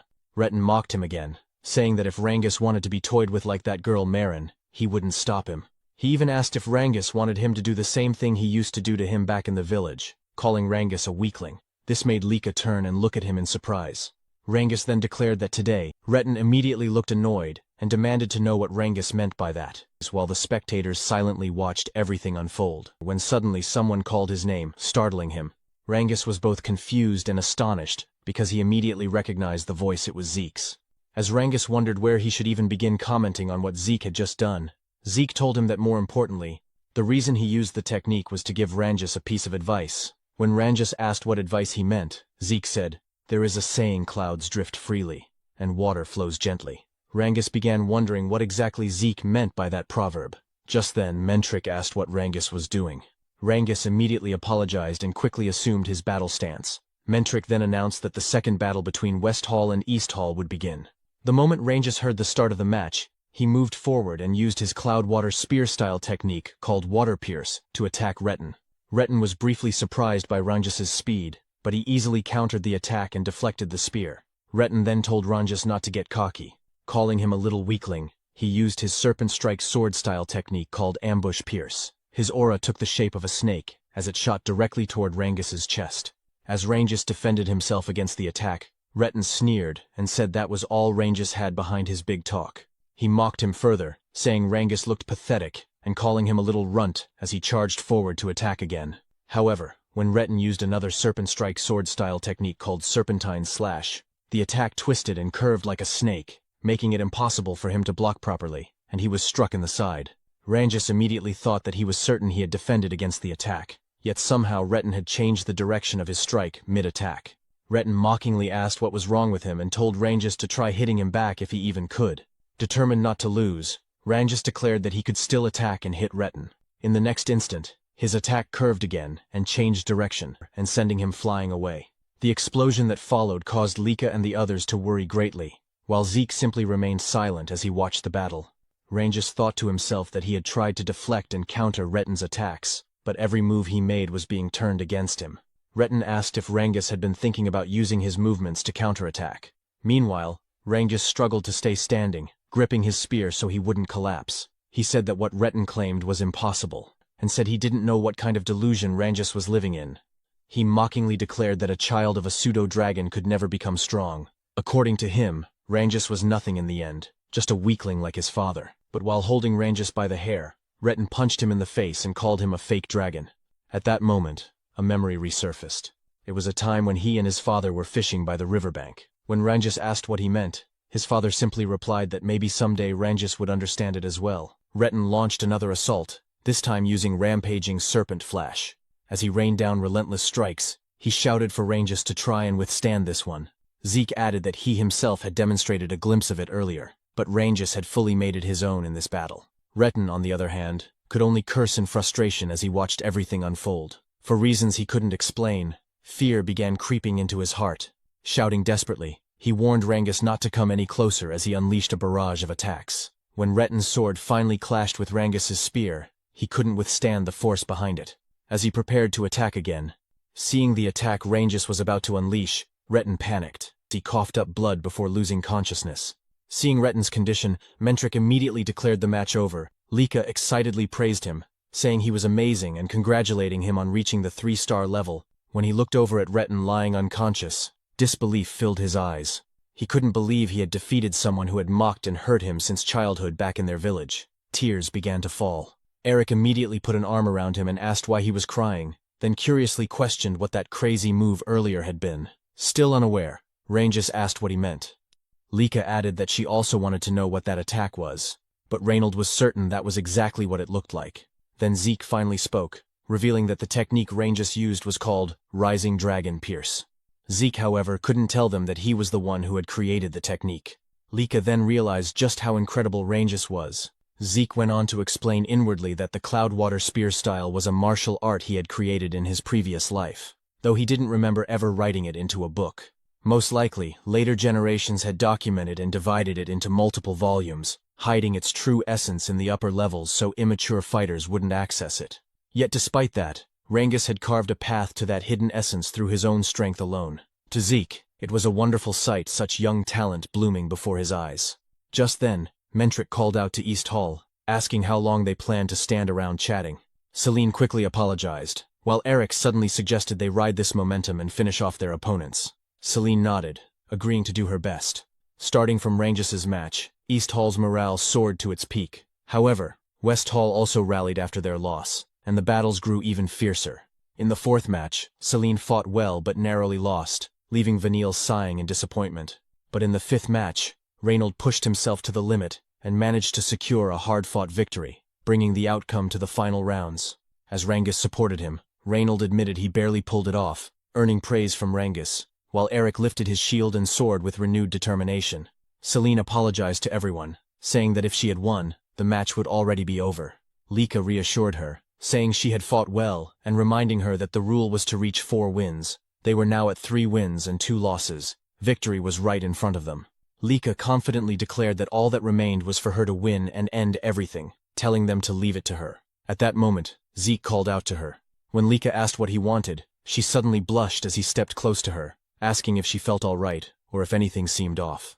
Letting out a small sigh, Lika said she was fine and fully prepared as always, gently pushing him away and pointing out that he was standing too close. She assured him not to worry, promising she wouldn't lose. Rangus then cheered her on, asking her to do her best. Zeke, however, remained silent. As Lika walked toward the center of the arena, he couldn't help but wonder to himself what this strange feeling was because his teammate had lost to Reynold. Alan was furious. Without hesitation, he kicked the defeated fighter and coldly called him a useless pawn.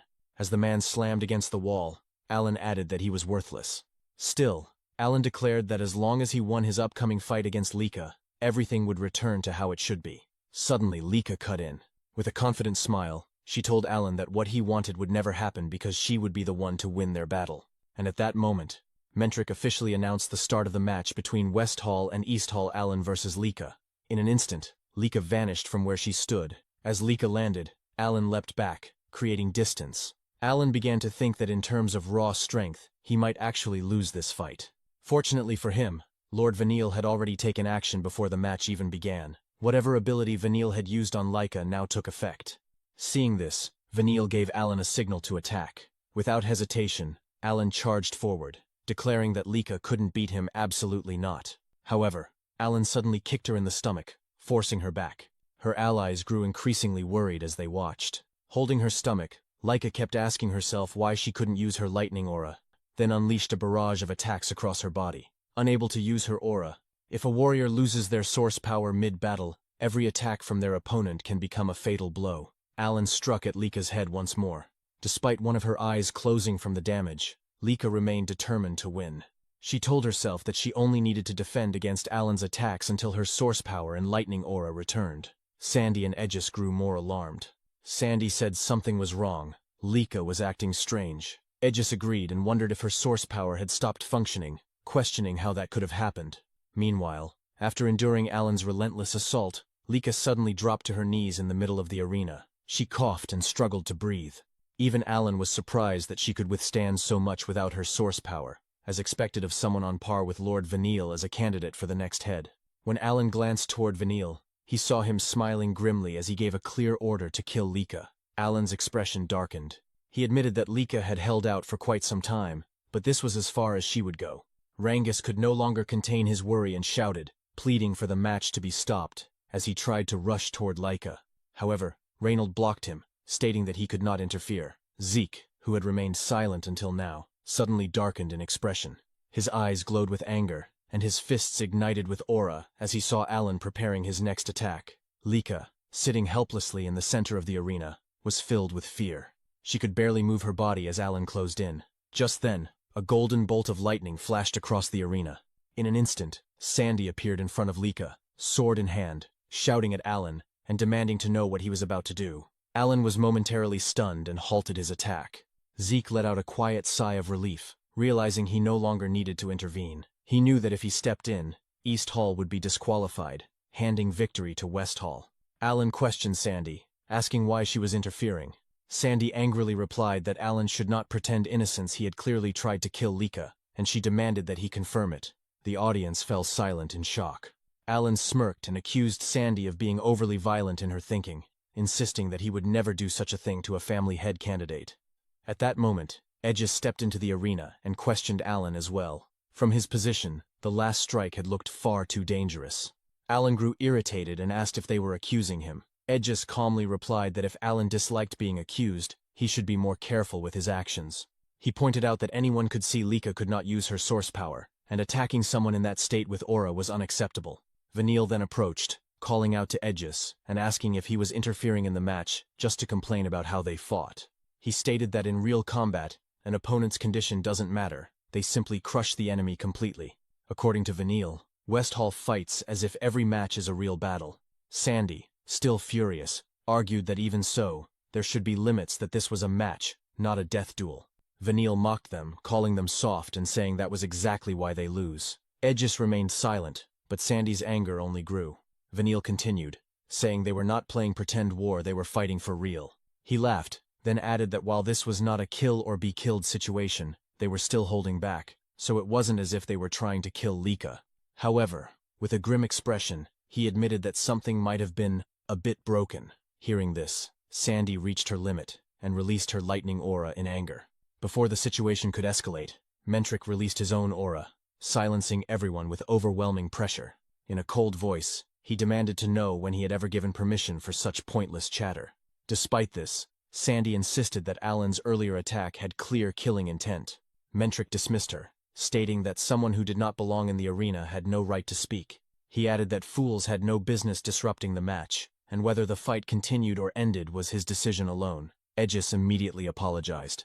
Mentric then declared the match over West Hall had won. He ordered everyone not involved in the next match to leave at once. Edges quickly lifted Lika and told Sandy to pick up her sword before they left. As they exited the arena, Rangus and the others rushed to Lika's side, deeply worried. Edges reassured them that she would be fine. He had already given her a healing potion, but she needed time to recover, so he would take her straight to the infirmary. Zeke remarked that Edges might face consequences for what he and Sandy had done. Edges simply smiled and told him not to worry, adding that he knew Zeke had also been ready to step in.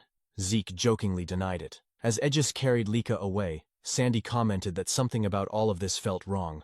Alan was strong, yes, but for Lika to be overwhelmed like that was impossible. Edges agreed, saying that something had already felt off since the very first match with Lila.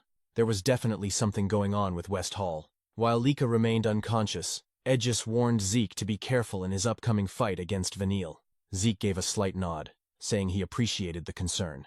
As he walked toward the center of the arena, Vanille pointed his weapon at him and declared that it was unfortunate Zeke would never be able to defeat him, and East Hall's loss was already guaranteed. Zeke ignored him completely. Instead, he casually stretched right in front of him.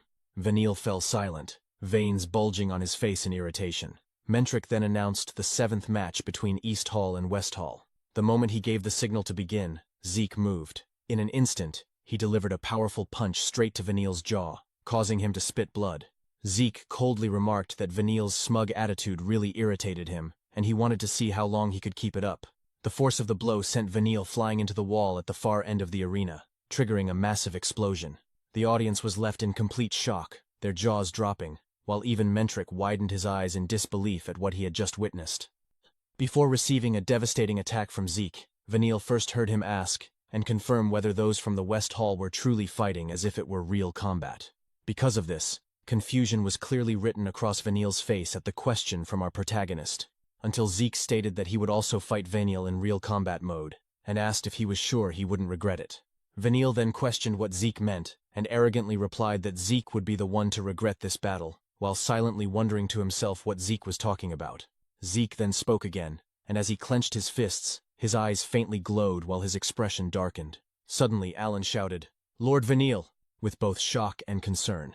Although Zeke launched a powerful attack toward Vanille, the latter still managed to counter with a strong move of his own, a fast-moving sphere of wind rushing toward Zeke. However, before it could hit, Zeke simply tilted his head slightly, effortlessly dodging the attack as it crashed into the arena wall. When Vanille stood up, he cursed under his breath. Despite clearly feeling the impact of Zeke's strike, he couldn't understand how Zeke was still standing in the center of the arena.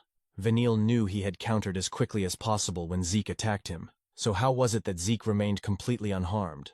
Zeke then remarked that he now understood Vanille possessed wind-type source power, and asked if he was from one of the 4 great families. He also questioned whether that was the special source power of Vanille's clan. Vanille, still furious, simply called Zeke a bastard. In response, Zeke mocked him, asking how real combat felt, adding that he had even tried to match Vanille's style a bit for his sake. This only fueled Vanille's anger further. As he demanded an explanation, he suddenly froze. Zeke had already moved behind him in an instant. Glancing back slightly, Zeke's eyes glowed again as he calmly said, "That's the second time." He then struck Vanille at the back of the neck, sending him flying across the arena. As Vanille skidded to a halt, he questioned what kind of absurdity this was, how someone like him was being handled so easily by Zeke. When Vanille stood once more, Zeke immediately closed the distance again. As he prepared another attack, Zeke remarked that thinking in the middle of a real fight wouldn't help, and asked if Vanille had always felt safe until now. Then Zeke delivered another powerful punch straight to Vanille's chest. The impact shook his entire body. His eyes turned white as he coughed up blood, collapsing to his knees in front of Zeke. "That makes 3 times, Zeke said. Trembling from pain, Vanille demanded to know what Zeke was talking about, what exactly he was counting. Zeke simply replied that it was obvious. He was counting how many times Vanille had already died in this battle. Vanille, still confused, listened as Zeke explained. The first was when he struck his face, the second was the blow to his neck, and the third was the attack to his heart. Zeke added that the only reason Vanille was still alive was because of the rules. Enraged, Vanille shouted that there was no way that was true, but Zeke kicked him in the face mid-sentence, declaring that Vanille was right, this was real combat, and break time was over. Talking to your enemy wasn't part of it. The force of the kick sent Vanille rolling across the arena. Sandy's expression darkened as she watched, unable to believe what she was seeing. Sweat trickled down her face as she said that the battle between Zeke and Vanille could no longer be called a fight. Edgis agreed, adding that, compared to this, his own match with Zeke felt like nothing more than a friendly spar. He went on to say that Zeke's strength was unreasonable, that he was the very definition of unfair. Standing in the middle of the arena with a faint smile, Zeke asked Vanille if he was starting to understand what real combat truly was.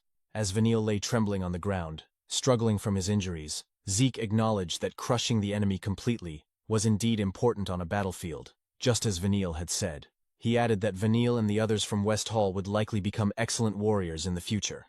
As Vanille tried to crawl toward him, Zeke briefly closed his eyes and pointed out that they were not on a battlefield.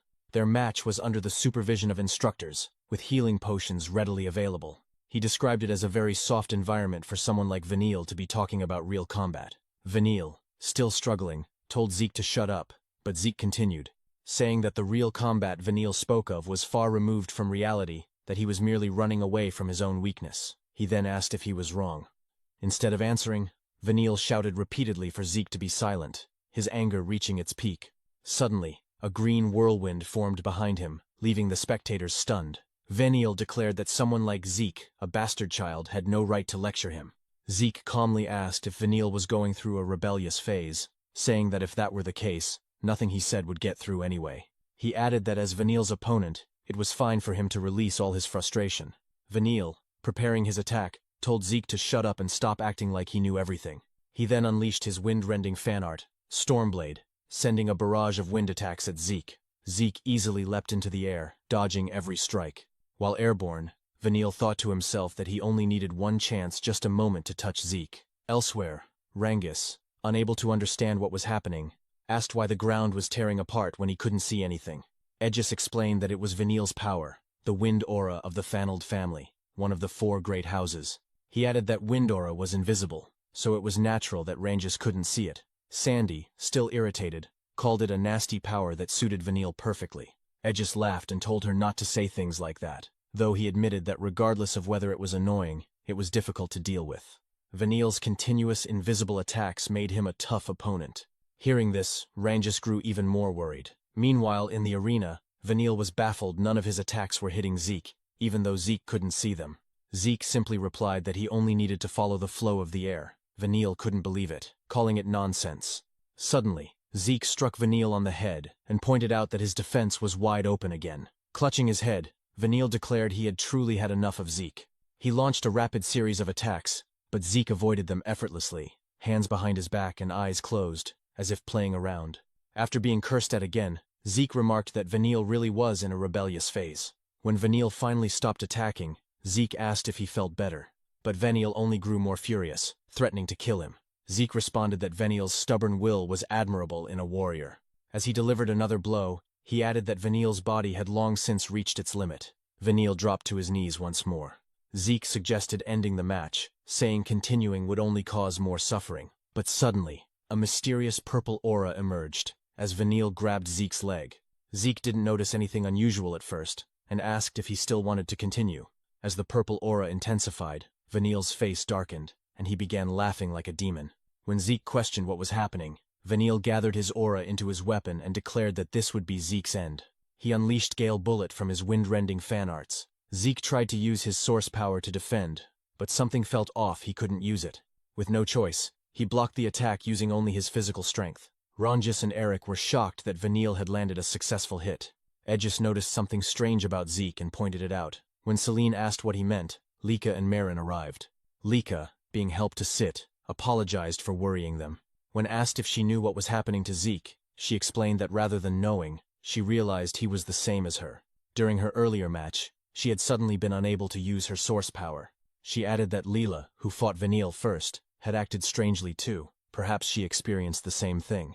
If that was true, then Zeke likely couldn't use his source power either. Back in the arena, Vanille laughed, convinced of his victory. He mocked Zeke for his earlier arrogance, and declared he would ensure Zeke would never stand against him again. Gathering his power, he prepared his ultimate technique, Typhoon Falling to Dust. As Zeke stood back up, Vanille ordered him to die and launched his attack. Rangus could only shout Zeke's name in worry. Zeke, however, focused all his physical strength into his fist. Before the attack could hit, he rushed forward and delivered a powerful punch straight to Vanille's face. The impact sent Vanille crashing into the arena wall. As the dust settled, Vanille looked at Zeke with fear and disbelief, sweat dripping down his face. He couldn't understand how Zeke could still fight after everything. His companions were equally stunned, while Lika simply laughed softly, remarking that it didn't seem to matter to Zeke whether he could use his source power or not. Vanille could hardly believe it. Even after unleashing his mysterious power, Zeke still managed to stand despite taking the full brunt of his attack. He couldn't stop himself from wondering how was that even possible. Meanwhile, as Zeke rose to his feet, he noticed a strange purple energy flowing both inside and around his body. It didn't take him long to confirm what it was poison. Because of this, Vanille grew even more furious and confused. How did Zeke figure it out? According to him, that poison shouldn't have been detectable at all. Then, without warning, Zeke spoke. He remarked that Vanille had finally scored a passing mark, and said that he now understood why everyone who fought against Vanille and Alan ended up losing so one-sidedly. Zeke added that he had figured out the poison only activates when source power is stirred. He admitted that it had even slipped past him until the moment he used his own source power. Still, he acknowledged that Vanille had done quite well in creating such a poison. Vanille declared that his poison had completely sealed Zeke's source power and demanded to know how he withstand his last attack. But Zeke responded proudly, saying that something like Vanille's poison was meaningless against a thoroughly trained body. Even if his source power was sealed, it was nothing more than a minor inconvenience. He added that someone like him, the strongest, would never be shaken by such a thing. Hearing his poison dismissed so easily only fueled Vanille's anger. With a furious voice, he asked if Zeke was saying that his creation, his true killing poison, was meaningless. Zeke tilted his head slightly, and asked if Vanille had made it himself. He observed that the poison seemed harmless to its creator, noting how Vanille could channel it into his opponent using source power without suffering any side effects. Zeke admitted that it was a groundbreaking kind of poison, and that creating something like it was truly impressive, but then he raised his voice and declared that it simply didn't work on him. Taking a deep breath, Zeke forcefully expelled all the poison from his body through his nose. Vanille's eyes widened in shock. Sweat began to form on his face as he watched in disbelief Zeke had detoxified himself, and even expelled the poison through his nostrils. Zeke calmly explained that while the poison was indeed unique and interesting, that was as far as it went. In the end, everything came down to his own strength. If Vanille relied entirely on his poison, then he still had a long way to go. Vanille froze for a moment, stunned by those words, before asking what Zeke meant. But instead of answering directly, Zeke simply asked if Vanille was satisfied now. That question only made Vanille grit his teeth harder. Memories began flooding his mind, memories of the harsh world he grew up in.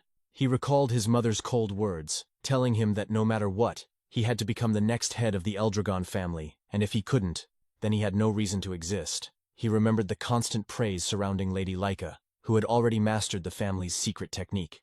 Everyone spoke of the candidates for the next family head as geniuses, everyone except him. Vanille knew it himself. He was ordinary. No matter how hard he tried, it only exposed how little talent he truly had. He could accept that his older siblings were stronger, but he could never accept that even Lika, who was younger than him, surpassed him so completely. He remembered his mother's harsh lectures, shouting at him, asking how he could fail at something so simple. Those endless days of scolding carved deep scars into his mind. But in the midst of that suffering, he had finally discovered his own talent poison creation. When he succeeded in creating this poison, he believed he had finally found his path. With it, he could become the next family head. With it, his mother would finally acknowledge him. And yet now, Zeke had effortlessly detoxified it and called it meaningless. Enraged, Vanille shouted, asking what Zeke could possibly know about him. He spoke of how he was constantly compared to geniuses, no matter how hard he worked. In front of their overwhelming talent, he was nothing, and still, the comparisons never stopped. That was why, no matter what, he had to struggle and claw his way upward. As he launched another attack, Vanille declared that someone like Zeke, who knew nothing about him, had no right to judge him. Zeke raised his left arm to block the attack, and used his right hand to grab Vanille's arm. But suddenly, Vanille flipped his weapon and unleashed all of his poison at once, covering Zeke in a dense, toxic mist. Zeke's companions grew anxious, while Edges silently observed. Sandy, unable to hold back, asked what Zeke was planning to do.